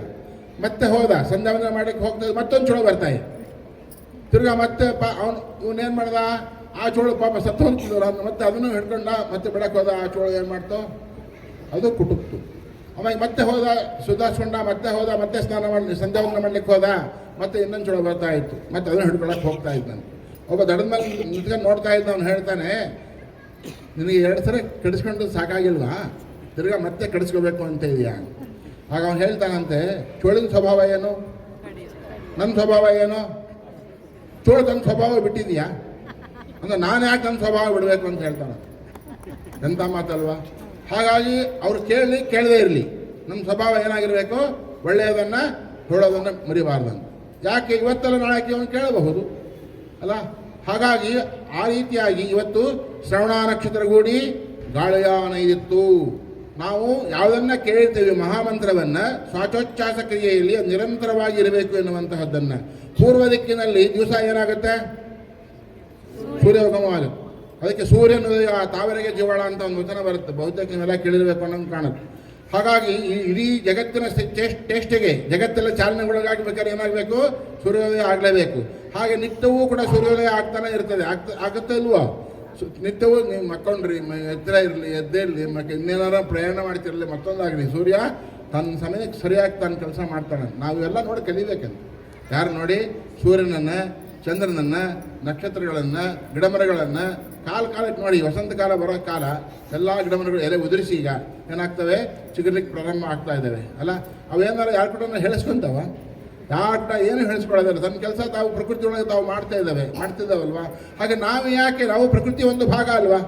ನಾವು ನಮ್ಮ ಕರ್ತವ್ಯಗಳನ್ನು ನಿಷ್ಠೆಯಿಂದ ಮಾಡಬೇಕು, ಮಾಡಬಾರ್ದು? ನಿಷ್ಠೆಯಿಂದ ಮಾಡಲೇಬೇಕು. ಆ ನಿಷ್ಠೆಯಿಂದ ಮಾಡುವಂತಹ ಪ್ರವೃತ್ತಿ ನಮ್ಮದಾಗಬೇಕಂತ. ಹಾಗಾಗಿ ನಿತ್ಯವೂ ಕೂಡ ಉಗಮವಾಗುವಂತಹದ್ದು ಅದು ಸೂರ್ಯ. ಹಾಗೆ ಇಲ್ಲಿ ಪೂರ್ವ ಅಂದರೆ ಮೊದಲು ತಮ್ಮ ದೇಹದಲ್ಲಿ ಇರುವಂತಹ ಚಿತ್ಕಲೆಯ ಚಿತ್ತ ಪ್ರಕಾಶವನ್ನು ಹಸ್ತ ನಕ್ಷತ್ರ ಬಡ್ಡಿ ಬಂಜದ ಮೇಲೆ ಲಿಂಗ ರೂಪದಲ್ಲಿ ಪಡೆದುಕೊಂಡು, ಭಗವಂತನ ರೂಪದಲ್ಲಿ ಪಡ್ಕೊಂಡು, ಎದುರುಗಡೆ ಇಟ್ಕೊಂಡು, ಮತ್ತು ಪೂಜೆಯನ್ನು ಮಾಡುವಾಗ ಅಂಗೈನಲ್ಲಿ ಇಟ್ಕೊಂಡು, ಎದುರುಗಡೆ ಇಟ್ಕೊಂಡು, ಎಲ್ಲ ಒಂದೊಂದು ಪದ್ಧತಿ ಒಂದೊಂದು ಕಡೆಗೆ ಇರ್ತದೆ. ಅವರವ್ರ ಪದ್ಧತಿಯಂತೆ ಅದನ್ನು ದೇವರನ್ನು ಆಸ್ವಾದನೆ ಮಾಡಬೇಕು, ಮಾಡಬಾರ್ದು? ಆರಾಧನೆ ಮಾಡಬೇಕು, ಮಾಡಬಾರ್ದು? ಅದನ್ನು ಪೂಜೆ ಮಾಡಬೇಕು, ಮಾಡಬಾರ್ದು?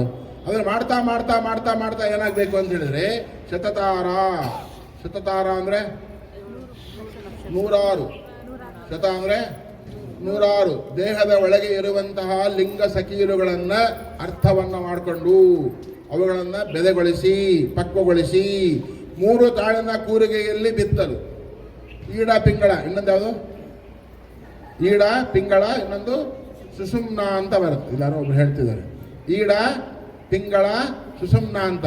ಏನು ಬೇಡ, ನಿಮ್ಗೆ ಉದಾಹರಣೆ ಕೊಟ್ಟರೆ ಅರ್ಥ ಆಗುತ್ತೆ. ಡಾಕ್ಟ್ರ್ ಸಿಂಬಲ್ ನೋಡಿದ್ದೀರಲ್ಲ, ಹಿಂಗೆ ಬರುತ್ತಲ್ಲ ನೋಡಿ. ಈ ಥರ ಹಾವು ಬಂದುಬಿಟ್ಟು ಮಧ್ಯೆ ಒಂದು ಕೋದಿರುತ್ತಲ್ಲ, ಆ ಹಾವು ನಂಗೆ ಹೋಗಿರೋದು ಈಡ ಪಿಂಗಳ ನಾಡಿಗಳು, ಮಧ್ಯದಲ್ಲಿ ಇರೋದು ಸುಷುಮ್ನ ನಾಡಿ ಅಂತ ಹೇಳಿ. ಹಾಗಾಗಿ ಇಲ್ಲಿ ಈಡ ಪಿಂಗಳ ನಾಡಿಗಳು ಏನಪ್ಪ ಅಂತ ಹೇಳಿದ್ರೆ, ದೇಹದಲ್ಲಿರುವಂತಹ ಹಾರ್ಮೋನ್ಗಳನ್ನು, ನಮ್ಮ ಶ್ವಾಸೋಚ್ಛ್ವಾಸ ಕ್ರಿಯೆಯನ್ನು ಅವು ಏನು ಮಾಡ್ತಾ ಇರ್ತವೆ, ಆರೋಹಣ ಅವರೋಹಣ ರೀತಿಯಲ್ಲಿ ತಮ್ಮ ಪ್ರಕ್ರಿಯೆಯನ್ನು ಮಾಡ್ತಾ ಇರ್ತವೆ. ಬರೀ ಅದರಲ್ಲೇ ಇದ್ರೆ ಸಾಕು? ಆತ್ಮೋನ್ನತಿನೂ ಬೇಕು. ಆತ್ಮೋನ್ನತಿ ಬೇಕಲ್ಲ. ಹುಟ್ಟಿ ಸಾಯಲಿಕ್ಕೆ ಬಂದಿಲ್ಲ, ನಾವು ಹುಟ್ಟಿ ಸ್ಥಿರವಾಗಿರ್ಲಿಕ್ಕೆ ಬಂದಿದ್ದೀವಿ. ಆ ಆತ್ಮೋನ್ನತಿಯನ್ನು ಪಡೆಯೋದು ಹೇಗಪ್ಪ ಅಂತ ಹೇಳಿದ್ರೆ, ಈ ಜೀವಾತ್ಮನನ್ನು ಮಂತ್ರದ ಸಹಾಯದಿಂದ ಸುಷುಮ್ನ ನಾಡಿಗೆ ಸೇರಿಸೋದು ಅನ್ನುವಂತಹ ಅರ್ಥ. ಅದು ಜಪದ ಪ್ರಕ್ರಿಯೆಯಲ್ಲಿ ಬರುತ್ತೆ, ಆಮೇಲೆ ಧ್ಯಾನದ ಪ್ರಕ್ರಿಯೆಯಲ್ಲೆಲ್ಲ ಬರುತ್ತೆ, ಯೋಗದ ಪ್ರಕ್ರಿಯೆಯಲ್ಲೆಲ್ಲ ಬರುತ್ತೆ. ಹಾಗಾಗಿ ಆ ಪ್ರಕ್ರಿಯೆಯೊಳಗೆ 3 ತಾಳಿನ ಕೂರಿಗೆಯಲ್ಲಿ ಬಿತ್ತಲು. ಕೂರಿಗೆ ಅಂತ ಪದ ಕೇಳಿದ್ದೀರ? ಹೊಲದಲ್ಲಿ ಇರ್ತಾವಲ್ಲ 3 ತಾಳಿನ ಕೂರಿಗೆಗಳು. ಒಂದು ಕೂರಿಗೆ ಜಮೀನು ಅಂತ ಕರೀತಾರೆ ಉತ್ತರ ಕರ್ನಾಟಕದಲ್ಲಿ ಅಲ್ಲ. ಯಾಕೆ ಹೆಂಗೆ ಒಂದು ಕೂರಿಗೆ ಅಂತ ಕರೀತಾರೆ? 4 ಎಕರೆಗೆ ಒಂದು ಕೂರಿಗೆ ಅಂತ ಕರೀತಾರೆ. ಅಲ್ಲಿ ಕಾರಣ ಏನಪ್ಪ ಅಂತ ಹೇಳಿದ್ರೆ, 2 ಎತ್ತಿನಿಂದ ಒಂದು ದಿವಸ ಬಿತ್ತುವಂತಹ ಕಾಲವನ್ನು, ಒಂದು ಕೂರಿಗೆ ಬಿತ್ತುವಂತಹ ಪ್ರಮಾಣವನ್ನು, ಒಂದು 4 ಎಕರೆ ಜಾಗ, ಆ 4 ಎಕರೆ ಜಾಗಕ್ಕೆ ಏನಂತ ಕರೀತಾರೆ? ಒಂದು ಕೂರಿಗೆ ಅಂತ ಕರೀತಾರೆ. ಹಾಗಾಗಿ ಇಲ್ಲಿ 3 ತಾಳಿನ ಕೂರಿಗೆಯಲ್ಲಿ ಬಿತ್ತಲು ಅಂತ ಹೇಳಿದ್ರೆ, ದೇಹದೊಳಗಿರುವಂತಹ ತೇಜಸ್ಸನ್ನು ಮಂತ್ರದ ಸಹಾಯದೊಂದಿಗೆ ಅದನ್ನು ತೇಜಸ್ಸನ್ನು ಸೇರಿಸಲು ಅದು ಊರ್ಧ್ವಕ್ಕೆ ಹೋಗಿ. ಇದಕ್ಕೆ ಸರ್ಪಪುಟೇಶ್ವರ ಭಾಳ ಚೆನ್ನಾಗಿ ಹೇಳ್ತಾರೆ. ಏನು ಅದು ಅದ್ಭುತವಾದಂತಹ ಒಂದು ವಚನದಲ್ಲಿ ಬರುತ್ತೆ. ಬೋಧಿಷನ್ನನ್ನು ಗುರುವೇ ನಿನ್ನಯ ದಿವ್ಯ ಪಾದಾವ ನಂಬಿರುವೆ, ವೇದಾಂತದೊಳು ಗೌಪ್ಯವಾದ ತತ್ವವನ್ನೇ ಸಂಪಾದಿಸಿ ಮನದಿ ವಿನೋದಿಸಿ ಸುಖಿಸೆಂದು ಬೋಧಿಷನ್ನನ್ನು ಗುರುವೆ. ತೆಲಬಾಗಿ ಬೆಳೆದಿರುವ ಪಂಕೇಜದ ಢಳದಿ ತಿರುಗುತ್ತಲಿರುವ, ತೆಲಬಾಗಿ ಬೆಳೆದಿರುವ ಆಧಾರ ಚಕ್ರದಲ್ಲಿ ಅಧೋಮುಖವಾಗಿ ಸೃಷ್ಟಿಗೆ ಕಾರಣವಾಗುತ್ತಿರುವ ಜೀವಾತ್ಮನನ್ನ ಊರ್ಧ್ವಮುಖವಾಗಿ ಹೋಗ್ಬೇಕಾದ್ರೆ ಏನು ಬೇಕು ಅಂದರೆ ಮರವೆಯಿಂದ ಎಡನಾಗಿ ಚಲಿಸುವ ಹಂಸನ ತಿರುಗಿಸಲು ಒಂದು ಓಂಕಾರ. ಓಂಕಾರದ ಸಹಾಯದಿಂದ ಅದನ್ನು ಊರ್ಧ್ವಕ್ಕೆ ಕರ್ಕೊಂಡು ಯಾರು ಹೋಗ್ತಾನೋ ಆಗ ಅವನೇನಾಗ್ತಾನೆ ಅಂತ ಹೇಳಿದ್ರೆ ಮಹಾನ್ ವ್ಯಕ್ತಿ ಆಗ್ತಾನೆ ಅಂತ ಹೇಳ್ತಾನೆ. ಅದಕ್ಕೆ ಊರ್ಧ್ವರೇತಂ ವಿರೂಪಾಕ್ಷಂ ವಿಶ್ವರೂಪಾಯ ವೈ ನಮೋ ನಮಃ ಅಂತ ವೇದದಲ್ಲಿ ಹೇಳುತ್ತೆ. ಹಾಗಾಗಿ ಇಂತಹ ತೇಜಸ್ವರೂಪಿಯಾದಂತಹ ವ್ಯಕ್ತಿ ಎಲ್ಲೆಲ್ಲಿ ಓಡಾಡ್ತಾನೋ ಅವನೆಲ್ಲ ಅವೆಲ್ಲ ಜಾಗ ಏನಾಗುತ್ತೆ, ಪಾವನವಾಗುತ್ತೆ. ಅವನು ಕೃಪಾ ದೃಷ್ಟಿಗೆ ಒಳಗಾದ ಅಂತ ಹೇಳಿದರೆ ಅವನು ಪಾವನನಾಗಿಬಿಡ್ತಾನೆ. ಆಮೇಲೆ ಅವನು ಹಸ್ತಸ್ಪರ್ಶ ಮಾಡಿದರೆ ಪಾವನನಾಗಿಬಿಡ್ತಾನೆ. ಬರೀ ಅವನು ಏನನ್ನು ನುಡಿತಾನೆ ಅವೆಲ್ಲವೂ ಏನಾಗ್ತವೆ, ಸಿದ್ಧಿ ಆಗ್ತಾ ಹೋಗುತ್ತೆ. ಹಾಗಾಗಿ ಎಲ್ಲೋ ಇರೋ ವ್ಯಕ್ತಿ ನೆನೆಸ್ಕೊಂಡ್ರೆ ಸಾಕಂತ ಅದು ಫಲ ಉಂಟಾಗ್ತಾ ಬರುತ್ತೆ. ಒಂದು ಉದಾಹರಣೆಯನ್ನು ಕೊಡಲಿಕ್ಕೆ ಇಷ್ಟಪಡ್ತೇನೆ. ಬಸವಣ್ಣವರು ಒಡ್ಡೋಲದಲ್ಲಿ ಇದ್ದಾಗ ಹಾಲು ಮಾರೋ ಗೊಲ್ಲತ್ತಿ ಎಲ್ಲಿದ್ಲು, ಬೀದಿಯಲ್ಲಿ ಮೊಸರು ಮಾರ್ತಾ ಇದ್ಲು. ಮೊಸರು ಕಡೆಗೆ ಜಾರಿ ಬೀಳುವಾಗ ಬಸವ ಅಂತ ಕೂಗೋದಕ್ಕೆ ಬಸವಣ್ಣ ಎಲ್ಲಿದ್ದ, ಒಡ್ಡೋಲದಲ್ಲಿದ್ದ. ಕೈ ಮೇಲೆ ಹೇಳ್ತಾನೆ, ಯಾಕೆ ಬಸವಣ್ಣ ಕೈ ಮೇಲೆ ಎತ್ತಿ ಅಂತ ಕೇಳಿದ್ರೆ ಅಲ್ಲಿ ಒಬ್ಬ ಬೊಮ್ಮನ ಕಡೆಗೆ ಹಿಡ್ಕೊಳ್ತಾ ಇದ್ದೀನಿ ಅಂತ ಹೇಳಿದ್ರು. ಅಮ್ಮ ಇರೋದು ಎಲ್ಲೋ, ಇವರು ಇರೋದು ಎಲ್ಲೋ. ಇದಕ್ಕೆ ಭಾವನಾತ್ಮಕ ಸಂಬಂಧ ಅಂತ. ಭಗವಂತನ ಯಾಕೆ ಸ್ಮರಣೆ ಮಾಡಬೇಕು ಅನ್ನೋದಾದರೆ ಭಗವಂತ ಎಲ್ಲೇ ಇರಲಿ ನಾವಿಲ್ಲಿ ಪ್ರಾರ್ಥನೆ ಮಾಡಿದರೆ ಅವನಿಗೆ ಹೋಗಿ ಮುಟ್ಟುತ್ತೆ, ನಮ್ಮನ್ನು ಸಹಕರಿಸ್ತಾನೆ ಅನ್ನುವಂತಹ ಅರ್ಥ. ಹಾಗಾಗಿ ಭಗವಂತನಿಗೆ ಅದು ಎಲ್ಲೇ ಇದ್ರೂ ಕೂಡ ನಮ್ಮ ಆತ್ಮಕರೇ ಅವನಿಗೆ ಏನಾಗುತ್ತೆ, ಗೋಚರವಾಗುತ್ತೆ ಎನ್ನುವಂತಹದ್ದನ್ನು ನಿಮಗೊಂದು ಸಣ್ಣ ಉದಾಹರಣೆ ಕೇಳಲಿಕ್ಕೆ ಪ್ರಯತ್ನ ಮಾಡ್ತೀನಿ. ನೀವು ಆಮೆ ಚಿತ್ರ ನೋಡಿದಿರಲ್ಲ, ಆಮೆಯನ್ನು ದೇವಸ್ಥಾನದ ಮುಂದ್ಗಡೆ ಇಟ್ಟಿರ್ತಾರೆ ನೋಡಿದಿರಲ್ಲ. ಯಾತಕ್ಕೋಸ್ಕರ ಆಮೆಯನ್ನು ಇಟ್ಟಿರ್ತಾರ ಅಂತ ಹೇಳಿದ್ರೆ ಆಮೆ ಬಟ್ಟೆಯನ್ನು ಇಟ್ಟ ಮೇಲೆ ಅದು ಗುಟುಕು ಕೊಡೋದಿಲ್ಲ ಅಂತ. ಬಟ್ಟೆಯನ್ನು ಇಟ್ಟ ಮೇಲೆ ಅದು ಗುಟುಕು ಕೊಡೋಂಗಲ್ಲ ಅಂತ. ಅದು ಬರೀ ಆ ಮರಿಗಳು ತಾಯಿಯ ಸ್ಮರಣೆ ಮಾಡ್ಕೊಂಡ್ರೆ ಸಾಕಂತ, ಆಗ ಅವಕ್ಕೆ ಹೊಟ್ಟೆ ತುಂಬುತ್ತಂತೆ, ಅವು ತಾಯಿ ಎಲ್ಲಿದ್ದಾಳ ಅಂತ ಗೊತ್ತಾಗುತ್ತಂತೆ. ಹಾಗೆ ಮರಿಗಳಿಗೆ ಹೇಗೆ ತಾಯಿಯ ಸ್ಮರಣೆ ಮಾಡಿಕೊಂಡ್ರೆ ಆ ಮರಿಗಳಿಗೆ ಶಕ್ತಿನೂ ಬರುತ್ತೆ, ತಾಯಿ ಇರುವಂತಹ ಜಾಗದ ಗುರುತು ಆಗುತ್ತೆ ಅಂದಾಗ. ಹಾಗೆ ನೀವು ಭಗವಂತನನ್ನು ಸ್ಮರಣೆ ಮಾಡಬೇಕಾದ್ರೆ ಆ ಆಮೆಯೋಪಾದಿಯಲ್ಲಿ ನೀವು ಭಗವಂತನ ಮರಿಗಳಾಗಿ ಭಗವಂತನ ತಾಯಿಯಾದಂತಹ ಭಗವಂತನ ಸ್ಮರಣೆ ಮಾಡಿಕೊಂಡ್ರೆ ನಿಮಗೂ ಎಲ್ಲ ರೀತಿಯಾದಂತಹ ಶಕ್ತಿ ಬರಬೇಕೋ ಬರಬಾರ್ದು. ಹಾಗೆ ನಿಷ್ಠೆಯಿಂದ ಪ್ರಾರ್ಥನೆ ಮಾಡಬೇಕು, ಹಾಗೆ ನಿಷ್ಠೆಯಿಂದ ಭಗವಂತನ ಸ್ಮರಣೆ ಮಾಡಬೇಕು. ಮಾಡಿದಾಗ ನಂಬಿ ಕರೆದರೆ ಓ ಎಂದನೇ ಶಿವನು, ನಂಬದೆ ನೆಚ್ಚದೆ ಬರೆದೆ ಕರೆಯುವವರ ಕೊಂಬೆ ಮೆಟ್ಟಿ ಕೂಗೆಂದ ಕೂಡಲು ಸಂಗಮ ದೇವ. ನಂಬಿ ಕರಿಬೇಕಂತ ಭಗವಂತನ. ಆ ನಂಬಿ ಕರೆದಾಗ ದ್ರೌಪದಿ ನಂಬಿ ಕರೆದಾಗ ಕೊನೆಗೆ ಯಾರು ಸಹಾಯಕ್ಕೆ ಬಂದರು, ಯಾರು? ಕೃಷ್ಣ ಪರಮಾತ್ಮ ಸಹಾಯಕ್ಕೆ ಬಂದ. ನಂಬಿ ಕರೆದಾಗ ಎರಡೂ ಕೈಯನ್ನು ಎತ್ತಿ ಭಗವಂತ ಎಲ್ಲಿವರೆಗೂ ಕೂಡ ಅವನು ಬರಲಿಲ್ಲ. ಒಂದು ಕೈನಲ್ಲಿ ಬಟ್ಟೆಯನ್ನು ಹಿಡ್ಕೊಂಡು ಭಗವಂತ ಭಗವಂತ ಅಂತ ಕೂಗಿದ್ರೆ ಬರಲಿಲ್ಲ. ಎರಡೂ ಕೈಯನ್ನು ಎತ್ತಿ ಭಗವಂತ ಅಂತ ಅಂದಾಗ ಅವ ಕಾಯ್ಬೇಕಾಗಿದ್ದು ಯಾರು? ಪರಮಾತ್ಮನೇ ಕಾಯ್ಬೇಕು. ಇಲ್ಲ ಮಾನ ಹೋಗೋದು ಯಾರಿಗೆ? ಪರಮಾತ್ಮನ ಮಾನ ಹೋಗುತ್ತೆ ಅಂತ. ಹಾಗಾಗಿ ಅವನು ಕಾಯ್ಲಿಕ್ಕೆ ಯಾರು ಬರಬೇಕು? ಭಗವಂತ ಬರ್ತಾನೆ.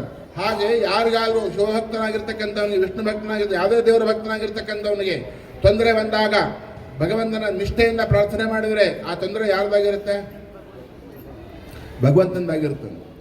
ಅದಕ್ಕೊಂದು ಸಣ್ಣ ಉದಾಹರಣೆಯನ್ನು ಕೊಡ್ಲಿಕ್ಕೆ ಇಷ್ಟ. ಓಹಿಲಾರಿ ಅಂತ ಒಬ್ಬ ಇರ್ತಾನೆ, ಭಗವಂತ ಓಹಿಲಾರಿ ಅಂತ ಒಬ್ಬ ಇರ್ತಾನೆ. ಅವನ ನಿಯಮ ಏನಪ್ಪ ಅಂದರೆ ತನ್ನ ದೇಹದಷ್ಟು ಗುಗ್ಗಳ ಅಂದರೆ ಕೇಳಿದಿರಲ್ಲ, ಒಂದು ಮರದ ಅಂಟು ಬರುತ್ತೆ. ಆ ಅಂಟನ್ನು ಗುಗ್ಗಳವನ್ನು ತೆಗೆದುಕೊಂಡು ಬಂದು ಧೂಪಕ್ಕೆ ಹಾಕಿ, ಹೋಮದ ಕುಂಡಕ್ಕೆ ಹಾಕಿ, ಆ ಧೂಪದಿಂದ ಇಡೀ ಜಗತ್ತೆಲ್ಲವೂ ಏನಾಗಲಿ ಸುವಾಸನ ಭರಿತವಾಗಲಿ ಎನ್ನುವಂತಹ ಭಾವ ನಿತ್ಯ.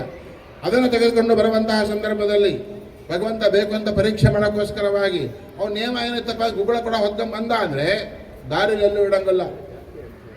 ಎಲ್ಲಿಡಬೇಕು? ಗುಗ್ಗಳು ತಂದೆ ಹಾಕಬೇಕು. ಬೇಕು ಅಂತ ಪರೀಕ್ಷೆ ಮಾಡಬೇಕು ಅಂತ ಏನು ಮಾಡ್ತಾರ ಅಂತ ಹೇಳಿದ್ರೆ ದಾರಿಯಲ್ಲೆಲ್ಲ ಮುಳ್ಳು ಹಾಕಿಬಿಡ್ತಾನೆ.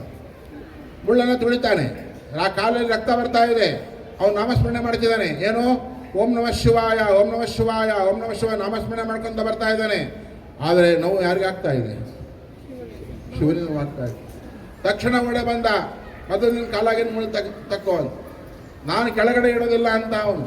ಹಾಗಾದ್ರೆ ಒಂದು ಕೆಲಸ ಮಾಡು, ನಿನ್ನ ಕಾಲನ್ನು ನನ್ನ ತೊಡೆ ಮೇಲೆ ಇಡು, ನಾನು ಮುಳ್ಳ ತೆಗಿತೀನಿ ಅಂತ. ಯಾಕೆ ನೋವಾಗ್ತಾ ಇರೋದು ಯಾರಿಗೆ? ಶಿವನಿಗೆ. ಆ ನೋವಾಗ್ತಾ ಇರೋದು ಶಿವನಿಗೆ ಅಂದಾಗ ಶಿವನ ಓಡೆ ಬಂದು ಏನು ಮಾಡ್ತಿದ್ದಾನೆ? ಯಾಕೆ ಇವನು ಶಿವನನ್ನು ಪೂರ್ಣ ಅನುರಕ್ತನಾಗಿಬಿಟ್ಟಿದ್ದಾನೆ, ಶಿವನಲ್ಲೇ ಬೆರ್ತಿದ್ದಾನೆ. ಶಿವ ಬೇರೆ ಅಲ್ಲ, ಜೀವ ಬೇರೆ ಅಲ್ಲ. ಈ ಸ್ಥಿತಿಯನ್ನು ಅನುಭವಿಸ್ತಕ್ಕಂಥ ಭಾವನೆ ನಮ್ಮದಾಗಬೇಕು. ಶಿವರಾತ್ರಿ ದಿವಸ ಸುಮ್ಮನೆ ಹೇಗೋ ಶಿವನ ನಾಮಸ್ಮರಣೆ ಮಾಡೋಂಗಿಲ್ಲ.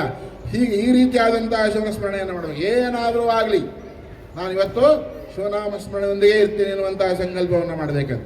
ಆ ರೀತಿಯಾದಂತಹ ಶಿವ ಬಂದು ಏನು ಮಾಡ್ತಾನೆ? ಅವನ ಕಾಲದಲ್ಲಿರುವಂತಹ ಮುಳ್ಳನ್ನು ತನ್ನ ತೊಡೆ ಮೇಲೆ ಅವನ ಕಾಲನ್ನು ಇಟ್ಕೊಂಡು ತೆಗೆದು ಅವನನ್ನು ಪರಿಹಾರ ಮಾಡದ ಅಂತ ಹೇಳ್ತಾರೆ. ಹಾಗಾಗಿ ಇಲ್ಲಿ ನಾವು ಮುಖ್ಯವಾಗಿ ಗಮನಿಸಬೇಕಾಗಿದ್ದೇನಪ್ಪ ಅಂತ ಹೇಳಿದರೆ, ಯಾವತ್ತೂ ಕೂಡ ಭಗವಂತನ ನಾಮಸ್ಮರಣೆಯನ್ನು ಮಾಡುವಂತಹದ್ದನ್ನು ನಿಷ್ಠೆಯಿಂದ ಮಾಡಬೇಕು ಎನ್ನುವಂತಹದ್ದನ್ನು. ಯಾಕೆ ಅಂತ ಹೇಳಿದರೆ ಏನು ಸುಮ್ಮನೆ ಬರವರ ಭಕ್ತಿ ಅರೆಯ ಇತ್ತು ಕಾಣಿನನ್ನ ಅಂದರೆ ಒಪ್ಪೋದಿಲ್ಲ. ಮೊದಲ ದಿನ ಹಣೆ ಮುಟ್ಟಿ, ಮರುದಿನ ಕೈ ಮುಟ್ಟಿ, ಮುರೆಂಬ ದಿನಕ್ಕೆ ತೂಕಡಿಕೆ ಕಾಣಿನನ್ನ, ಇದಕ್ಕೆಲ್ಲ ಭಗವಂತ ಒಪ್ಪೋದಿಲ್ಲ. ಯಾವತ್ತೂ ಕೂಡ ಏನಾಗಬೇಕು? ಭಗವಂತನನ್ನು ನಿಷ್ಠೆಯಿಂದನೇ ಧ್ಯಾನ ಮಾಡಬೇಕು ಎನ್ನುವಂತಹದ್ದನ್ನು. ಆ ನಿಷ್ಠೆಯಿಂದ ಧ್ಯಾನ ಮಾಡುವಂತಹ ಕಾರಣದಿಂದಲೇ ಈ ಶಿವರಾತ್ರಿ ಏನಾಯಿತು? ಉಗಮವಾಯಿತು. ಆ ಶಿವರಾತ್ರಿ ಯಾಕೆ ಉಗಮವಾಯಿತು ಅನ್ನೋದಕ್ಕೆ ಅದಕ್ಕೊಂದು ಸಣ್ಣ ಕಥೆ ಬರುತ್ತೆ. ಕಥೆಯನ್ನು ಹೇಳೋಣ. ಒಬ್ಬ ಬೇಟೆಗಾರ ಇರ್ತಾನೆ. ಬೆಳಗಿನಿಂದ ಸಂಜೆವರೆಗೂ ಕೂಡ ಅವನೇನು ಮಾಡ್ತಾನೆ? ಬೇಟೆ ಆಡಲಿಕ್ಕೆ ಹೋಗಿರ್ತಾನೆ. ಆ ಬೇಟೆ ಆಡಲಿಕ್ಕೆ ಹೋದಾಗ ಏನಾಯಿತು? ಒಂದು ಪ್ರಾಣಿ ಸಿಕ್ಕಲಿಲ್ಲ. ಸಾಯಂಕಾಲ ಆಯಿತು, ಹಾಗೆ ಮನೆಗೆ ಹೋಗ್ಲಿಕ್ಕೆ ಆಗೋದಿಲ್ಲ, ಆಹಾರ ಬೇಕೇ ಬೇಕು. ರಾತ್ರಿ ಏನಾದ್ರು ಪ್ರಾಣಿ ಬಂದರೆ ಅದನ್ನು ಬೇಟೆ ಆಡ್ಕೊಂಡು ಹೋಗೋಣ ಅಂತ ಹೇಳಿ ಒಂದು ಗಿಡ ಹತ್ತಿ ಕೂತ್ಕೊಳ್ತಾನೆ. ಯಾವ ಗಿಡ ಅದು? ಬಿಲ್ವಪತ್ರ ಗಿಡವನ್ನು ಹತ್ತಿ ಕೂತ್ಕೊಳ್ತಾನೆ. ಆ ಬಿಲ್ವಪತ್ರ ಗಿಡವನ್ನು ಹತ್ತಿ ಕೂತ್ಕೊಂಡಾಗ ಅಲ್ಲಿ ಏನಾಗುತ್ತೆ? ಪ್ರಾಣಿ ಬಂದರೆ ಕಾಣಬೇಕು. ಕಾಣೋದಕ್ಕೋಸ್ಕರವಾಗಿ ಎಲೆಗಳನ್ನು ಕಿತ್ತು ಹಾಕಬೇಕು. ಎಲೆಗಳನ್ನು ಕಿತ್ತು ಹಾಕಿದಾಗ ಅದು ಎಲೆ ಬಿದ್ದಿದ್ದಲ್ಲಿ ಶಿವಲಿಂಗದ ಮೇಲೆ ಬೀಳ್ತು. ಅವನು ಕೂತಿದ್ದ ಯಾವ ಗಿಡ? ಬಿಲ್ಪತ್ರ ಗಿಡ. ಬೆಳಗಾನ ಅವನೇನು ಮಾಡ್ದ? ಪ್ರಾಣಿ ಬಂದರೆ ಕಾಣಲಿ ಅಂತ ಎಲೆ ಕಿತ್ತು ಹಾಕಿದ. ಶಿವಪೂಜೆ ಮಾಡಬೇಕು ಅಂತ ಕಿತ್ತು ಹಾಕಿದ್ನ, ಕೆಳಗೆ ದೇವರಿದೆ ಅಂತ ಕಿತ್ತು ಹಾಕಿದ್ನ. ಆದರೂ ಕೂಡ ಅವನೇನು ಮಾಡ್ದ? ತನ್ನ ಕರ್ತವ್ಯಕ್ಕೋಸ್ಕರವಾಗಿ ಮಾಡುವಂತಹ ಕ್ರಿಯೆ. ಹೇಗೆ ಶಿವಪೂಜೆ ಆಯಿತು? ಹೇಗೆ ವೃಕ್ಷ ಆಯಿತು? ಇಲ್ಲಿ ಬಹಳ ಮುಖ್ಯವಾಗಿ ಗಮನಿಸಬೇಕಾಗಿದ್ದು ಈ ಮುಂದಿನ ಕಥೆಯನ್ನು. ಬೆಳಗಿನ ಜಾವ ಒಂದು ಪ್ರಾಣಿ ನೀರು ಕುಡಿಯೋದಕ್ಕೋಸ್ಕರವಾಗಿ ಕೊಳಕ್ಕೆ ಬರುತ್ತೆ. ಕೊಳಕ್ಕೆ ಬಂದು ನೀರು ಕುಡಿಯೋ ಸಂದರ್ಭದಲ್ಲಿ ಬೆಳಗ್ಗೆಲ್ಲ ಬೇಟೆಯಾಡಕ್ಕೆ ಹೋಗಿದ್ದಾನೆ, ಪ್ರಾಣಿ ಸಿಕ್ಕಿಲ್ಲ. ರಾತ್ರಿ ಎಲ್ಲ ಕಾಜಿದ್ದಾನೆ, ಪ್ರಾಣಿ ಸಿಕ್ಕಿಲ್ಲ. ಬೆಳಗಿನ ಜಾವ ಒಂದು ಪ್ರಾಣಿ ಬಂದಿದೆ, ಅದನ್ನು ಬಾಣವನ್ನು ಹೊಡೆದು ಬೇಟೆ ಆಡಬೇಕು, ಆಡಬಾರ್ದು. ಅವನು ಬೇಟೆ ಆಡಬೇಕು. ಆದರೆ ಅವನು ಕೂತಿದ್ದ ಗಿಡ ಯಾವುದು? ಬಿಲ್ವವೃಕ್ಷ. ಕೆಳಗಿದ್ದು ಶಿವಲಿಂಗ. ತಕ್ಷಣ ಬೇಟೆ ಆಡಲಿಕ್ಕೆ ಅವನ ಮನಸ್ಸು ಬರಲಿಲ್ಲ. ತಾಳು ಈ ಪ್ರಾಣಿ ಹೇಗಿದೆ ಅಂತ ಗಮನಿಸ್ತಾನೆ. ಆಗ ಗಮನಿಸಿದಾಗ ಅವನಿಗೆ ಅರಿವಾಯಿತು, ಆ ಪ್ರಾಣಿ ಮರಿಯನ್ನು ಹಾಕಿ ಬಂದು ಬಾಯಾರಿಕೆಯಿಂದ ನೀರು ಕುಡಿಯೋದಕ್ಕೋಸ್ಕರ ಬಂದಂತಹ ಪ್ರಾಣಿ. ಅದು ಗಮನಕ್ಕೆ ಬಂದರೆ ಅವನು ಬಾಣ ಬಿಡ್ತಾನೆ? ಬಾಣ ಬಿಡೋದಿಲ್ಲ. ಅವಾಗ ಆ ಪ್ರಾಣಿಯನ್ನು ಬಿಟ್ಟು ಕಳಿಸ್ತಾನೆ. ಬಿಟ್ಟು ಕಳಿಸಿದ ಮೇಲೆ ಆ ಪ್ರಾಣಿ ಹೋಗಿ ತನ್ನ ಈ ವೃತ್ತಾಂತವನ್ನು ಅಲ್ಲಿ ಹೇಳಿದ ತಕ್ಷಣವೇ ಅಲ್ಲಿರುವಂತಹ ಅಶಕ್ತವಾದಂತಹ ಪ್ರಾಣಿಗಳು ಕೆಲವು ಇರ್ತವೆ, ಕಾಲು ಮುರಿದವೋ ಮತ್ತೊಂದು ಇನ್ನೊಂದು ಅಸಕ್ತವಾದ ಪ್ರಾಣಿ, ಬದುಕಲಿಕ್ಕೆ ಸಾಧ್ಯ ಆಗದೇ ಇರತಕ್ಕಂಥ ಕೆಲವು ಪ್ರಾಣಿ, ಅವೆಲ್ಲವೂ ಕೂಡ ಸಾಮೂಹಿಕವಾಗಿ ಬಂದು ನಿಂತ್ಕೊಂಡು ನಮ್ಮನ್ನು ಕರ್ಕೊಂಡು ಹೋಗೋ ನಿನ್ನ ಆಹಾರಕ್ಕೆ ಅಂತ ಹೇಳ್ತಾವನು. ಆಗ ಅವನು ಹೇಳ್ತಾನೆ, ಏನು ನೀವು ಇಷ್ಟು ಕರುಣಾಮೂರ್ತಿಗಳಾಗಿರೋದು, ಇಷ್ಟು ಕರುಣೆ ನಿಮ್ಮಲ್ಲಿ ಇರೋದ್ರಿಂದ ನಿಮ್ಮಲ್ಲಿ ಯಾರನ್ನ ಕೂಡ ನಾನು ಕೊಲ್ಲೋದಿಲ್ಲ ಅಂತ ಹೇಳ್ತಾನೆ. ಆಗ ಶಿವ ಪ್ರತ್ಯಕ್ಷನಾಗ್ತಾನಂತ. ಯಾವಾಗ? ಇಷ್ಟೆಲ್ಲ ಘಟನೆ ಆದಮೇಲೆ ಶಿವ ಪ್ರತ್ಯಕ್ಷನಾಗ್ತಾನೆ. ಬಾಣ ಬಿಟ್ಟಿದ್ರೆ ಅದು ಶಿವಲಿಂಗ ಆಗಲಿಲ್ಲ, ಅದು ಬಿಲ್ವವೃಕ್ಷ ಆಗಲಿಲ್ಲ. ಬಾಣ ಬಿಡದನೆ ವಿವೇಕ ಇದ್ದಿದ್ರೆ ಆಗ ಇದು ನಾನು ಮಾಡೋ ಕ್ರಿಯೆ ಸರಿನೋ ತಪ್ಪೋ ಎನ್ನುವಂಥ ವಿಚಾರವನ್ನು ಮಾಡಿದ್ದಕ್ಕೋಸ್ಕರವಾಗಿ ಅವನು ಯಾರು ಪ್ರತ್ಯಕ್ಷರಾದರೂ? ಭಗವಂತ ಪ್ರತ್ಯಕ್ಷನಾದ. ನೋಡು, ಅದಕ್ಕೆ ಹೇಳ್ತಾರೆ, ದರ್ಶನಂ ಬಿಲ್ವವೃಕ್ಷಸ್ಯ ಸ್ಪರ್ಶನಂ ಪಾಪನಾಶನಂ ಅಘೋರ ಪಾಪ ಸಂಹಾರಂ ಏಕಬಿಲ್ವಂ ಶಿವಾರ್ಪಣಂ ಅನ್ನುವಂತಹ ತತ್ವ ಹೇಳ್ತದೆ. ಹಾಗೆ ಬಿಲ್ವವೃಕ್ಷದೊಂದಿಗೆ ಸಂಪರ್ಕದಲ್ಲಿ ಇದ್ದಿದ್ದರಿಂದ ಅವನ ಪಾಪಕರ್ಮಗಳೆಲ್ಲವೂ ಕೂಡ ದೂರವಾಗಿ ವಿವೇಕ ಉಂಟಾಗ್ತಾ ಬಂತು, ಜ್ಞಾನ ಉಂಟಾಗ್ತಾ ಬಂತು, ಅವನಿಗೆ ಆಚಾರ ಉಂಟಾಗ್ತಾ ಬಂತು, ವಿಚಾರ ಉಂಟಾಗ್ತಾ ಬಂತು. ನಾನು ಏನನ್ನ ಮಾಡಬೇಕು, ಏನನ್ನ ಮಾಡಬಾರ್ದು ಅನ್ನುವಂಥ ವಿವೇಕ ಅವನಿಗೆ ಬಂತು. ಹಾಗಾಗಿ ಅವನೇನಾದ? ಶಿವ ಪ್ರತ್ಯಕ್ಷನಾದ. ಒಂದು ವೇಳೆ ಹಾಗೆ ಬಾಣ ಬಿಟ್ಟಿದ್ರೆ ನಿಮಗೂ ಶಿವರಾತ್ರಿನೇ ನೋಡಿ. ಹಾಗಾಗಿ ನಾವು ಏನೇ ಕೆಲಸ ಮಾಡಬೇಕಾದ್ರೆ ವಿವೇಕದಿಂದ ಮಾಡಬೇಕು, ವಿವೇಕ ಇಲ್ಲದೇ ಮಾಡಬೇಕು, ವಿವೇಕದಿಂದನೇ ಮಾಡಬೇಕು. ಹಾಗಾಗಿ ವಿವೇಕದಿಂದ ಮಾಡಿದಂತಹ ಕ್ರಿಯೆ ಏನಾಯಿತು? ಜಾಗರೂಕವಾಗಿ ಇದ್ದ ರಾತ್ರಿ ಎಲ್ಲ ಬಿಲ್ವ ವೃಕ್ಷವನ್ನು, ಬಿಲ್ವ ಎಲೆಗಳನ್ನು ಕಿತ್ತು ಕೆಳಗಡೆ ಹಾಕ್ತಾ ಇದ್ದ. ಇವತ್ತು ವಿಜ್ಞಾನ ಹೇಳ್ತಾ ಇದೆ, ಶಿವಲಿಂಗದ ಹತ್ತಿರ ಕುಂತ್ಕೊಂಡು ಯಾರು ಧ್ಯಾನ ಮಾಡ್ತಾರೋ ನೆಗೆಟಿವ್ ವೇವ್ಸ್ ಎಲ್ಲವೂ ಕೂಡ ನಾಶವಾಗ್ತವಂತೆ. ಯಾಕೆ ಅಂತ ಹೇಳಿದ್ರೆ ಅಲ್ಲಿ ಒಂದು ಪಾಣಿ ಬಟ್ಟಲ, ಇನ್ನೊಂದು ಲಿಂಗ ಇರುತ್ತೆ, ನೋಡಿದಿರಲ್ಲ, ಎರಡು ಕಲ್ಲುಗಳು ಸಂಯೋಜನೆಗೊಂಡಾಗ ಅಲ್ಲಿ ಎಲೆಕ್ಟ್ರಾನಿಕ್ ವೇವ್ಸ್ಗಳು ಉತ್ಪತ್ತಿ ಆಗ್ತಾ ಇರ್ತವಂತೆ. ಒಂದಕ್ಕೊಂದು ಸಂಯೋಜನೆ ಉಂಟಾದಾಗ ಆ ಎಲೆಕ್ಟ್ರಾನಿಕ್ ವೇವ್ಸ್ಗಳು ನಿಮ್ಮಲ್ಲಿ ಪ್ರವೇಶವಾಗಿ ನಿಮ್ಮ ದೇಹಕ್ಕೆ ಉಂಟಾಗ್ತಕ್ಕಂಥ ನೆಗೆಟಿವ್ ವೇವ್ಸ್ಗಳನ್ನು ನಾಶ ಮಾಡಿ ಬ್ರಹ್ಮ ವರ್ಧಿತ್ತಾನ ಅಂತ ಹೇಳ್ತಾರಲ್ಲ, ಹಣೆ ಬರಹವನ್ನು ಅವನು ತಿದ್ದೋ ಕೆಲಸ ಮಾಡ್ತಾವಂತೆ. ಯಾವುವು ಆ ಕಲ್ಲುಗಳಲ್ಲಿ ಉಂಟಾದಂತಹ ವಿಕಿರಣಗಳು ನಿಮ್ಮ ದೇಹದಲ್ಲಿ ಉಂಟಾದಂತಹ ನೆಗೆಟಿವ್ ವೇವ್ಸ್ಗಳನ್ನು ಬ್ರಹ್ಮ ಬರೆದಿರ್ತಕ್ಕಂಥ ಹಣೆ ಬರಹವನ್ನು ತಿದ್ದೋ ಕೆಲಸ ಮಾಡ್ತಾವಂತೆ. ಶಿವನ ಮೊರೆ ಹೋದವರಿಗೆ ಬ್ರಹ್ಮನ ಶಾಪ, ಬ್ರಹ್ಮನ ಪಾಶ ಕೆಲಸ ಮಾಡೋಂಗಿಲ್ಲ. ಮಾರ್ಕಂಡೇಯ ಕೇಳಿದಿರಲ್ಲ ಹೆಸರು, ಅವನಿಗೆ ಎಷ್ಟು ವರ್ಷ ಆಯುಷಿತ್ತು? 16 ವರ್ಷ ಆಯುಷು. ಅವನು ಯಾರ ಮೊರೆ ಹೋಗಿದ್ದ? ಶಿವನ ಮೊರೆ ಹೋದ. ಶಿವನ ಮೊರೆ ಹೋದಾಗ ಬ್ರಹ್ಮ ಯಮ ಬಂದು ಪಾಶ ಹಾಕಿದರೆ ಯಾರಿಗೆ ಹೋಯಿತು ಪಾಶ? ಶಿವನಿಗೆ ಹೋಯಿತು. ಹಾಗಾಗಿ ಶಿವನ ಮೊರೆ ಹೋದವರಿಗೆ ಯಾರ ನಿಯಮ ಇಲ್ಲ? ಬ್ರಹ್ಮನ ನಿಯಮ ಇಲ್ಲ, ಯಮನ ನಿಯಮ ಇಲ್ಲ. ಅವನ ಇಚ್ಛಾಮರಣಿ ಆಗ್ತಾನಂತ. ಯಾರು? ಅದಕ್ಕೆ ಹೇಳ್ತಾರೆ, ಸುಪ್ರಭಾತ ಸಮಯದೋಳು ಅತ್ರಿಯೋಳ್ ಲಿಂಗವ ನೆನದೊಳೆ ತಪ್ಪು ಅಪಮೃತ್ಯು ಕಾಲ ಕರ್ಮಂಗಳಯ್ಯ. ದೇವಪೂಜೆಯ ಮಾಟ, ಶಂಭು ನಿಮ್ಮಯ್ಯ ನೋಟ, ಯವಲಿಂಗದ ಕಣ್ಬೇಟ, ಸದಾ ಸನ್ನಿಹಿತನಾಗಿರು, ಶರಣೆಂಬುವುದು ನಂಬುವುದು ನಮ್ಮ ಕೂಡಲ ಸಂಗಮ ದೇವನ ಕೂಡುವುದು ಎನ್ನುವಂತಹ ಮಾತನ್ನು ಹೇಳ್ತಾರೆ. ಆ ದೃಷ್ಟಿಯಿಂದ ನಾವು ಭಗವಂತನ ಮೊರೆ ಹೋದಾಗ ಯಾರ ಬಂಧನ ಇಲ್ಲ ನಮಗೆ? ಯಾರ ಬಂಧನ ಇಲ್ಲ? ಬೇರೆ ಇನ್ಯಾವ ದೇವತೆಗಳ ಬಂಧನವೂ ನಮಗೆ ಇಲ್ಲ. ಹಾಗಾಗಿ ಎಲ್ಲ ದೋಷಗಳನ್ನು ನಿವಾರಣೆ ಮಾಡೋ ಶಕ್ತಿ ಯಾರಿಗಿದೆ? ಭಗವಂತನಿಗೆ, ಪರಮಾತ್ಮನಿಗೆ ಇದೆ. ಹಾಗಾಗಿ ಪರಮಾತ್ಮನ ಮೊರೆ ಹೋದಾಗ ನಮಗೆ ಯಾರು ಅಂಜಿಕೆಯೂ ಅವಶ್ಯಕತೆ ಇಲ್ಲ. ಕೊನೆ ಪಕ್ಷ ದಿವಸ ಮಾಡೋಕ್ಕಾಗದೇ ಇದ್ರೆ ಈ ಶಿವರಾತ್ರಿ ದಿವಸನಾರು ಕೂಡ ಒಂದು ದಿವಸ ಕೂಡ ಸ್ಮರಣೆ ಮಾಡಿದರೆ ಸಾಕಂತ. ಯಾರನ್ನ? ಭಗವಂತನ. ಅದಕ್ಕೆ ಹೇಳ್ತಾರೆ, ಏನು, ಎಲ್ಲವೋ ಎಲ್ಲವೋ ಬ್ರಹ್ಮ ಹತ್ಯೆ ಮಾಡಿದವನೇ, ಎಲ್ಲವೋ ಎಲ್ಲವೋ ಶಿಶು ಹತ್ಯೆ ಮಾಡಿದವನೇ, ಎಲ್ಲವೋ ಎಲ್ಲವೋ ಗೋಹತ್ಯೆ ಮಾಡಿದ ಒಮ್ಮೆ ಶಿವ ಶರಣನ್ನಲ್ಲೋ, ಒಮ್ಮೆ ಶಿವ ಶರಣ ಎನ್ನಲೋ. ಶಿವನಿಗೆ ಶರಣು ಅಂತ ನೀವು ಒಂದ್ಸರಿ ಅಂದ್ಬಿಡು ಸಾಕು, ನಿನ್ನ ಭವಜನ್ಮದ ಎಲ್ಲ ಪಾಪಗಳು ಏನಾಗ್ತವೆ? ದೂರವಾಗ್ತವೆ ಎನ್ನುವಂತಹ ಮಾತನ್ನು ಹೇಳ್ತಾರೆ. ಅದಕ್ಕೆ ಹೇಳ್ತಾರೆ, ಶಿವ ಶಿವ ಎಂದರೆ, ಹಾಡು ಗೊತ್ತಿದೆ ನಿಮಗೆ? ಅದು ಮುಂದಿನ ಸ್ವಲ್ಪ ಹೇಳಿ. ಶಿವನಾಮಕ್ಕೆ ಸಾಟಿ ಶಿವಭಕ್ತನಿಗೆ ನರಕವೇ ಇಲ್ಲ. ಯಾಕೆ? ಶಿವನ ಸ್ಮರಣೆ ಮಾಡಿದಾಗ, ಶಿವನಾಮ ಸ್ಮರಣೆ ಮಾಡಿದಾಗ ನರಕವೆಲ್ಲವೂ ಕೂಡ ಏನಾಗ್ತದೆ? ತಕ್ಷಣವೇ ಕೈಲಾಸಕ್ಕಾಗಿ. ಸಾನ್ನ ಗಣೇಶ್ವರರು ಅಂತ ಒಬ್ಬರು ಬರ್ತಾರೆ. ಅವ್ರು ಏನು ಮಾಡ್ತಾರೆ ಅಂತ ಹೇಳಿದ್ರೆ, ಓಂ ನಮಃ ಶಿವಾಯ ಓಂ ನಮಃ ಶಿವಾಯ ಅಂತ ಹೇಳಿ ನರಕದ ಭಾಗದಿಂದ ಹೋಗುವಾಗ ಆ ಪದವನ್ನು ಕೇಳ್ತಾರಲ್ಲ ಯಾರು, ಅದಿರ್ತಕ್ಕಂಥ ನರಕದಲ್ಲಿ ಇರ್ತಕ್ಕಂಥ ಎಲ್ಲರೂ ಕೇಳ್ತಾರಲ್ಲ, ಕೇಳಿದ ತಕ್ಷಣ ಅವ್ರಿಗೆಲ್ಲ ಪಾಪ ವಿಮೋಚನೆ ಆಗಿಬಿಡ್ತದೆ.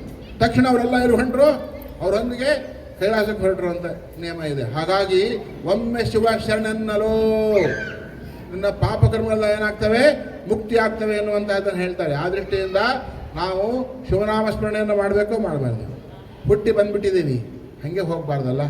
ಒಂದು ಸ್ವಲ್ಪ ದಿವಸ ಏನಾದ್ರು ಮಾಡಿ ಶಿವನಾಮ ಸ್ಮರಣೆಯನ್ನು ಮಾಡಬೇಕು. ಯಾಕೆಂದರೆ ಹುಟ್ಟಿದ ಮೇಲೆ ಯಾರಿಗಾರ ಕೂಡ ಶಾಶ್ವತವಾಗಿ ಇರ್ತೀವಿ ಅನ್ನೋದು ನೆನಪಿದೆಯಾ? ಅದಕ್ಕೊಂದು ಪದ್ಯ ಇದೆ, ಮಕ್ಕಳಿದ್ದಾಗ ನೀವೆಲ್ಲ ಹೇಳ್ತಿದ್ರಿ, ಕಣ್ಣೇ ಮುಚ್ಚೆ. ಸ್ವಲ್ಪ ಅದು ಅರ್ಥ ಮಾಡ್ಕೊಳ್ಳಿ ನೋಡೋಣ. ಕಾಡೇ ಗೂಡು, ಯಾವ ಕಣ್ಣು ಮುಚ್ಚಿದ ಮೇಲೆ ಗೂಡಲ್ಲಿ ಸ್ಮಶಾನದಲ್ಲಿ ಗೂಡು, ಕಾಡೇ ಗೂಡು, ಉದ್ದನ ಮೂಟೆ. ಏನಾಯಿತು? ಯಾವಾಗ? ನಮ್ಮ ಹಕ್ಕಿ ಬಿಟ್ಟಾಗ. ಹಕ್ಕಿ ಅಂದರೆ ಅರ್ಥ ಆಯ್ತಲ್ಲ ಯಾವುದು? ಪ್ರಾಣ ಪಕ್ಷಿ ಹಾರಿ ಹೋಯಿತು, ಉದ್ದನ ಮೂಟೆ ಉರುಳಿ ಹೋಯಿತು, ಕಾಡಿನ ಗುಡಿನ ಸೇರಿ ಆಯಿತು, ಕಣ್ಣು ಮುಚ್ಚಿ ಆಯಿತು. ಕೊನೆ ಮಾತು ಹೇಳ್ತಾರೆ ನೋಡಿ, ನಿಮ್ಮ ಹಕ್ಕಿ ರಕ್ಷಿಟ್ಟುಕೊಳ್ಳಿ. ನಿಮ್ಮ ಪ್ರಾಣ ರಕ್ಷಣೆ ಮಾಡ್ಕೋಬೇಕಾದ್ರೆ ನೀವು ಶಿವಜ್ಞಾನಿಗಳಾಗಿ ಅಂತ. ಶಿವಜ್ಞಾನಿಗಳಾದರೆ ಅವಾಗ ನೀವು ಏನಾಗಬಹುದು? ಶಾಶ್ವತವಾಗಿರಬಹುದು. ಯಾಕೆ ಅಂತ ಹೇಳಿದ್ರೆ, ಮನುಷ್ಯನಿಗೆ ಹುಟ್ಟುವಾಗ ಈ ದೇಹದಲ್ಲಿ ಜೀವ ಮತ್ತು ದೇಹ ಒಟ್ಟಿಗೆ ಹುಡ್ತವಲ್ವ? ದೇಹ ಮತ್ತು ಜೀವ ಒಟ್ಟಿಗೆ ಹುಡ್ತವೆ. ಈ ಜೀವಕ್ಕೆ ಜ್ಞಾನ ಇರುತ್ತಾ? ಜ್ಞಾನ ಇರೋದಿಲ್ಲಲ್ಲ. ಈ ದೇಹದ ಕ್ರಿಯಾಚರಣೆಯಿಂದ ಜೀವಕ್ಕೆ ಜ್ಞಾನ ಬರುತ್ತಾ ಇಲ್ವ? ದೇಹದ ಕ್ರಿಯಾಚರಣೆಯಿಂದ ಜೀವಕ್ಕೆ ಜ್ಞಾನ ಬಂದ ಮೇಲೆ ಈ ಜ್ಞಾನ ಇನ್ನೊಂದು ಜೀವಕ್ಕೆ ಮುಟ್ಟಿಸ್ಬೋದಾ? ಈ ಜ್ಞಾನನ ಇನ್ನೊಂದು ಜೀವಕ್ಕೆ ಮುಟ್ಟಿಸ್ಬೋದಾ ಇಲ್ವ? ಇನ್ನೊಬ್ಬರಿಗೆ ಹೇಳ್ಬೋದಾ ಇಲ್ವ? ಯಾರು ಇನ್ನೊಬ್ಬರಿಗೆ ತಮ್ಮ ಜ್ಞಾನವನ್ನು ಹೇಳ್ತಾರೋ ಅವರಿಗೆ ಇದೇ ಜನ್ಮದಲ್ಲಿ ಮುಕ್ತಿ. ಅದಕ್ಕೆ ಹೇಳ್ತಾರೆ, ಸಾರೇ ಚೆಲ್ಲಾರಾಮುಕತಿ, ಸಾರಿ ಸಾರಿ ಸಾರಿ ಜ್ಞಾನವನ್ನು ಜನಕ್ಕೆ ಮುಟ್ಟಿಸುವಂಥ ಕೆಲಸ ಮಾಡಬೇಕಂತ. ಯಾರು ತಮ್ಮ ಜೀವಿತಾವಧಿಯ ಕಾಲದಲ್ಲಿ ಸಂಪಾದನೆ ಮಾಡ್ಕೊಂಡಂತಹ ಜ್ಞಾನವನ್ನು, ಅದಕ್ಕೆ ಹೇಳ್ತಾರೆ ಶಂಕರಾಚಾರ್ಯರು, ಏನು ಜ್ಞಾನಾದೈವತು ಕೈವಲ್ಯಂ. ಮುಕ್ತಿ ಅಂದರೆ ಯಾವುದಪ್ಪ ಅಂದ್ರೆ ಜ್ಞಾನನೇ ಅಂತ ಹೇಳ್ತಾರೆ. ನಿನ್ನ ನೊಡವೆ ಎಂಬುದು ಜ್ಞಾನರತ್ನ ಕಾಣಿಭೋ. ನಿನ್ನ ಒಡವೆ ಅಂದರೆ ಬೇರೆ ಏನೂ ಇಲ್ಲ, ಜ್ಞಾನವೇ ನಿನ್ನ ಒಡವೆ. ನಾವೆಲ್ಲ ಒಡವೆಗಳು ಅಂತ ಹೇಳಿ ಏನೇನೋ ಆಚರಿಸ್ಕೊಂಡಿದ್ದೀವಿ. ಯಾವುದು ಒಡವೆಗಳು? ನಿಜವಾದ ಒಡವೆಗಳು ಯಾವುದು ಅಂತ ಕೇಳ್ತಾರೆ. ಜಲಂ ಅನ್ನಂ ಸುಭಾಷಿತಂ. ಒಂದು ಜಲ. ಬಾಯಾರಿಕೆ ಆದವನಿಗೆ ನೀವು ಬೇಕಾದ ಚಿನ್ನ ಕೊಡ್ರಿ, ಮುತ್ತು ಕೊಡ್ರಿ, ರತ್ನ ಕೊಡ್ರಿ, ಸಂಪತ್ತು ಕೊಡ್ರಿ, ಐಶ್ವರ್ಯ ಕೊಡ್ರಿ, ದೊಡ್ಡ ಭೂಮಿ ಕೊಡ್ತೀನಿ, ದೊಡ್ಡ ಪ್ಲಾಟ್ ಕೊಡ್ತೀನಿ, ಎಲ್ಲವೂ ನಿಂದೆ ಅಂತಾನೆ ಹೇಳಿದ್ರು ಕೂಡ ಅವನಿಗೆ ಬೇಕು ಅಂತಾನ? ಏನು ಬೇಕು ಅಂತಾನ ಅವನು? ನೀರೇ ಬೇಕು ಅಂತಾನೆ, ಬೇರೆ ಏನನ್ನು ಕೂಡ ಒಪ್ಪೋದಿಲ್ಲ ಅವನು. ಹೌದಲ್ವಾ? ಹಸಿವೆ ಆದವನಿಗೆ ಒಂದು ತನ್ನ ಕೇಳ್ತಾನೆ, ಏನೋ ಬೇರೆ ಇನ್ನೇನು ಕೇಳೋದಿಲ್ಲ ಅವನು. ಒಂದು ತನ್ನ ಕೊಡಪ್ಪ, ಎಲ್ಲವೂ ಬೇಡ. ಒಬ್ಬನು ಯಾರೋ ಹೊರ ಕೇಳ್ಕೊಂಬಂದಂತೆ, ನೀನು ಮುಟ್ಟಿದ್ದೆಲ್ಲ ಚಿನ್ನ ಆಗಬೇಕು ಅಂತ. ನೀವು ಮುಟ್ಟಿದ್ದೆಲ್ಲ ಚಿನ್ನ ಆಗಬೇಕು. ಹೋಗಿ ಮುಟ್ಟಿದ ಮಗು ಓಡ್ತಾ ಬಂತು, ನಾನು ಚಿನ್ನ ಎಲ್ಲವನ್ನು ಮುಟ್ಟಿದ ಚಿನ್ನ ಮಾಡ್ಕೊಂಡು ಶಕ್ತಿ ಪಡ್ಕೊಂಬಂದೇನಿ. ಮನೆ ಹೋಗಿ ಮನೆ ಮುಟ್ಟಿದ, ಮನೆ ಚಿನ್ನ ಆಯ್ತು. ಮಗು ಓಡಿ ಬಂತು, ಮಗು ಮುಟ್ಟಿದ, ಮಗು ಚಿನ್ನ ಆಯ್ತು. ಊಟ ಮಾಡಲಿಕ್ಕೆ ಹಸಿವೆ ಆಯಿತು, ಊಟ ಮಾಡೋಕೆ ಅನ್ನ ಕೇಳಿದ, ಅನ್ನ ಬಿಟ್ಟು ಅನ್ನ ಚಿನ್ನ ಆಯಿತು. ತಿನ್ನೋದೇನು? ಕೊನೆ ಮತ್ತೆ ಹೋಗಿ ಮತ್ತೆ ಶಿವನ್ ನಾನು ಪ್ರಾರ್ಥನೆ ಮಾಡಿ ತಪಸ್ ಮಾಡಿ ಮೊದಲು ನನಗೆ ಈ ಚಿನ್ನ ಆಗೋದನ್ನು ಮತ್ತೆ ವಾಪಸ್ ತಗೋ, ನನಗೆ ಅನ್ನ ಕೊಡು ಅಂತ ಹೇಳಿ ಅಲ್ಲ. ಹಾಗಾಗಿ ಮುಖ್ಯವಾಗಿ ಬೇಕಾಗಿದ್ದು ಯಾವುದು? ಅನ್ನ. ಈ ಅನ್ನವನ್ನು ನಾವು ಹಾಳು ಮಾಡಬಾರ್ದು. ಜೀವಿತಾವಧಿಯ ಕಾಲದಲ್ಲಿ ನಾನು ಆಸ್ಟ್ರೇಲಿಯಾಕ್ಕೆ ಒಂದ್ಸಲ ಹೋದಾಗ ಒಂದು ಕಾರ್ಯಕ್ರಮ ಇತ್ತು. ಅಲ್ಲಿ 250 ಜನ ಬರಬೇಕಾಗಿತ್ತು. 150 ಜನ ಬಂದರು. ಇನ್ನು 100 ಜನಕ್ಕಾಗುವಂಥ ಅಡಿಗೆ ಉಳಿದಿತ್ತು. ಅವರು ಡಾಕ್ಟರ್ಸು, ಇಂಜಿನಿಯರ್ಸು ಅವರೆಲ್ಲ ಅಲ್ಲಿರೋರು. ಎಲ್ಲರೂ ಶೇರ್ ಮಾಡ್ಕೊಂಡ್ರು ಅಡುಗೆನ. ಏನು ಮಾಡ್ತೀರಿ ಅಂತ ಕೇಳಿದೆ. ಇಲ್ಲ, ನಾವು ಇದನ್ನು ಕೆಡಿಸೋದಿಲ್ಲ. ನಮ್ಮ ದೇಶದಲ್ಲಿ ಅನ್ನ ಕೆಡಿಸೋದ್ರಿಗೆ ಅಪರಾಧ. ನಮ್ಮ ದೇಶದಲ್ಲಿ ಅನ್ನ ಕೆಡಿಸಿದ್ರೆ ಅಪರಾಧ. ಹಾಗಾಗಿ ನಾವು ಇದನ್ನು ಏನು ಮಾಡ್ತೀವಿ, ನಮ್ಮ ಫ್ರಿಜ್ನಲ್ಲಿ ಇಟ್ಕೊಂಡು ಮತ್ತೆ ಬಿಸಿ ಮಾಡಿಕೊಂಡು ನಾವು ಅದನ್ನು ಹಾಳು ಮಾಡ್ದಂಗೆ ನಾವು ಊಟ ಮಾಡ್ತೀವಿ ಅಂತ. ನೋಡಿ, ನಮ್ಮ ದೇಶದಲ್ಲಿ ಅದು ಬೇಕಲ್ವಾ? ನಾವು 140 ಕೋಟಿ ಮೇಲೆ ಜನಸಂಖ್ಯೆ ಆಗಿದ್ದೀವಿ. ಅನ್ನನ್ನು ಹಾಳು ಮಾಡಬೇಕೋ ಮಾಡಬಾರ್ದು? ಮಾಡಬಾರ್ದು. ಒಂದು ಅಕ್ಕಿ ಕಾಳು ತಾನು ಹುಟ್ಟಿ ಭೂಮಿ ಮೇಲೆ ಬಂದು ನಿಮ್ಮ ತಟ್ಟೆ ಒಳಗೆ ಅನ್ನ ಬರಬೇಕಾದ್ರೆ ಎಷ್ಟು ಕಷ್ಟಪಟ್ಟಿರ್ತದೆ ಅಲ್ಲ. ತೆನೆಯಿಂದ ಎಲ್ಲೂ ಕಳ್ಸ್ಕೊಂಡು ಹೋಗದಂಗೆ, ಮಿಲ್ಗೆ ಹೋದಾಗ ಅಲ್ಲೆಲ್ಲೂ ಕಳ್ಸ್ಕೊಂಡು ಹೋಗದಂಗೆ, ಆಮೇಲೆ ನೀವು ಅಕ್ಕಿ ತೊಳೆಯುವಾಗ ಅಲ್ಲೆಲ್ಲೂ ಹಾಳಾಗದಂಗೆ, ನೆಲ್ಲಿ ನೀರಿನಲ್ಲಿ ಹಾಳಾಗದಂಗೆ, ಆಮೇಲೆ ಪಾತ್ರೆ ಒಳಗೆ ಕುದ್ದು ಸೌಟಿಗೂ ಮತ್ತು ಪಾತ್ರೆಗೂ ಅಂಡುಕೊಳ್ಳದಂಗೆ ನಿಮ್ಮ ತಟ್ಟೆ ಒಳಗೆ ನಿಮ್ಗೆ ಆಹಾರವಾಗಿ ನಿಮ್ಮ ಜೀವಕ್ಕೆ ಚೈತನ್ಯವಾಗಬೇಕು ಅಂತ ಬಂದಂಥ ಆಹಾರವನ್ನು ತಟ್ಟೆ ಬಂದ ಮೇಲೆ ಕೂಡ ಅಷ್ಟೆಲ್ಲ ಪರಿಶ್ರಮನ ನಾವು ಕೊನೆ ಗಳಿಗೆಲ್ಲ ಅದನ್ನು ಕೈ ಬಿಟ್ಟರೆ ಅದು ಪ್ರಯತ್ನ ಎಲ್ಲ ಏನಾಗುತ್ತೆ. ಹಾಗಾಗಿ ಯಾವತ್ತೂ ಕೂಡ ಅನ್ನ ಹಾಳು ಮಾಡಬಾರ್ದು. ಹಾಗಾಗಿ ನಾವು ಯಾಕೆ ಈ ಮಾತು ಹೇಳ್ತೀವಿ ಅಂತ ಹೇಳಿದ್ರೆ, ಪ್ರತಿಯೊಂದು ಕೂಡ ಏನು ಭಗವಂತನ ಏನು ಸೇರಬೇಕು ಅಂತಲೇ ಬಂದಿರ್ತದೆ. ಹಾಗಾಗಿ ಅದು ಸಾರ್ಥಕ ಆಗೋದು ಯಾವಾಗ? ಇನ್ನೊಬ್ಬರಿಗೆ ಆಹಾರವಾಗ ಅಲ್ಲ. ಆ ಆಹಾರ ನಿನಗೆ ಆಹಾರವಾಗಬೇಕು ಅಂತ ಬರುತ್ತಂತೆ. ಯಾಕೆಂದರೆ ಈ ದೇಹ ತೀರಿ ಹೋದ್ಮೇಲೆ ಏನಾಗುತ್ತೆ ಅಂತ ನಿಮ್ಗೆ ಯಾರಿಗಾರು ಯೋಚನೆ ಮಾಡಿದ್ದೀರಾ? ನೀರಿನಂಶ ನೀರಿಗೆ ಸೇರುತ್ತೆ, ಗಾಳಿ ಅಂಶ ಗಾಳಿಗೆ ಸೇರುತ್ತೆ, ಅಗ್ನಿ ಅಂಶ ಅಗ್ನಿಗೆ ಸೇರುತ್ತೆ. ಆಮೇಲೆ ದೇಹ ಬಯಲಾಗುತ್ತೆ.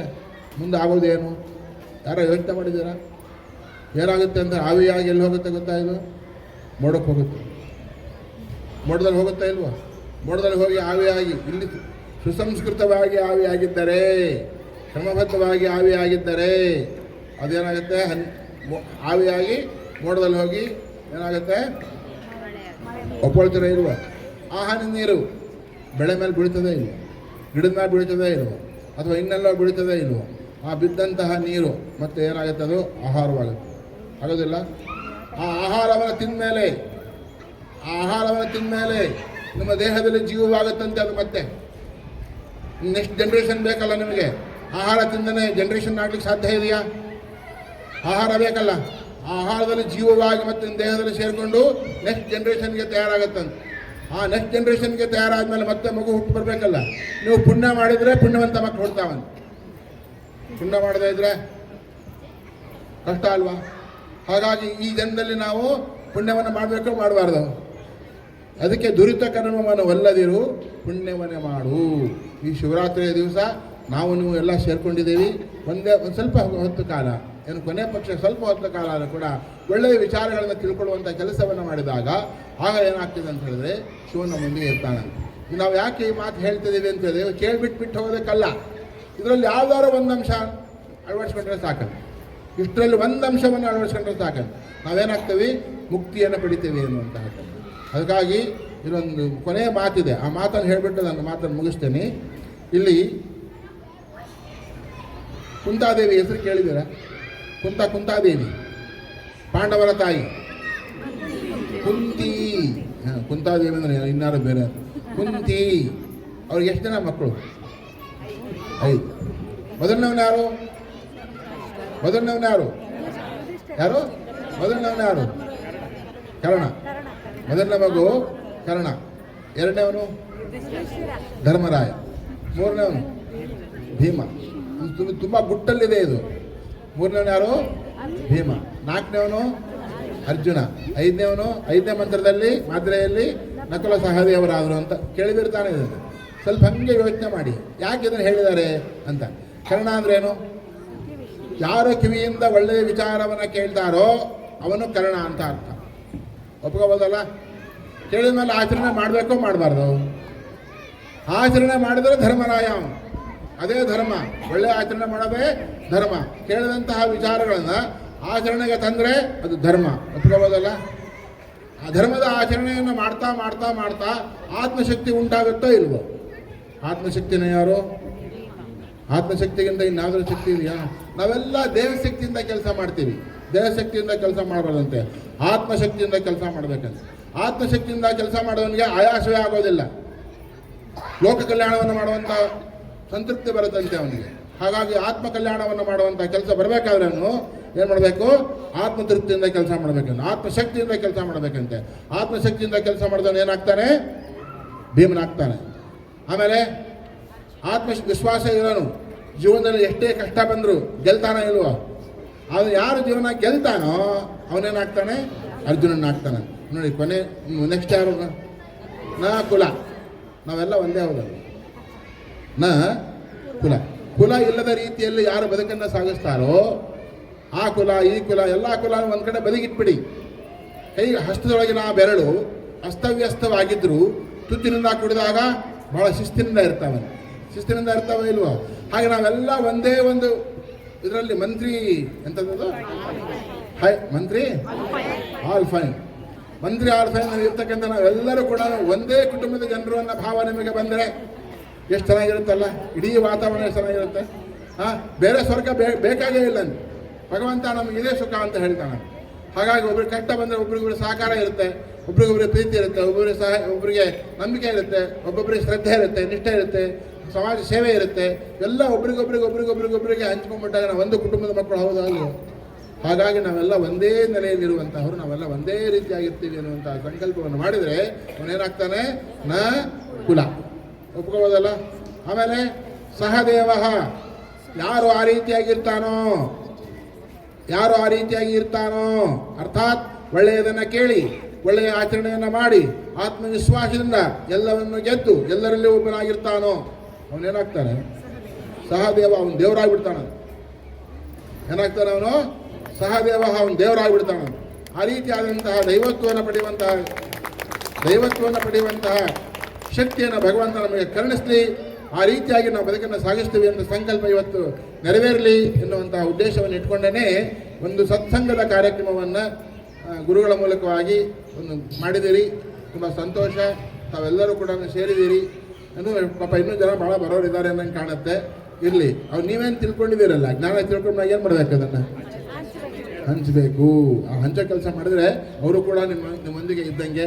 ಅದ್ರಿಗೆ ಒಳ್ಳೆಯದಾಗಲಿ ಅಂತ ಹಾರೈಸಿ ಶಿವ ಎಲ್ಲರಿಗೂ ಕೂಡ ಇದೇ ಜನ್ಮದಲ್ಲಿ ಮುಕ್ತಿ ಕೊಡಲಿ ಅಂತ ಹಾರೈಸಿ ನಮ್ಮ ಎರಡು ಮಾತನ್ನು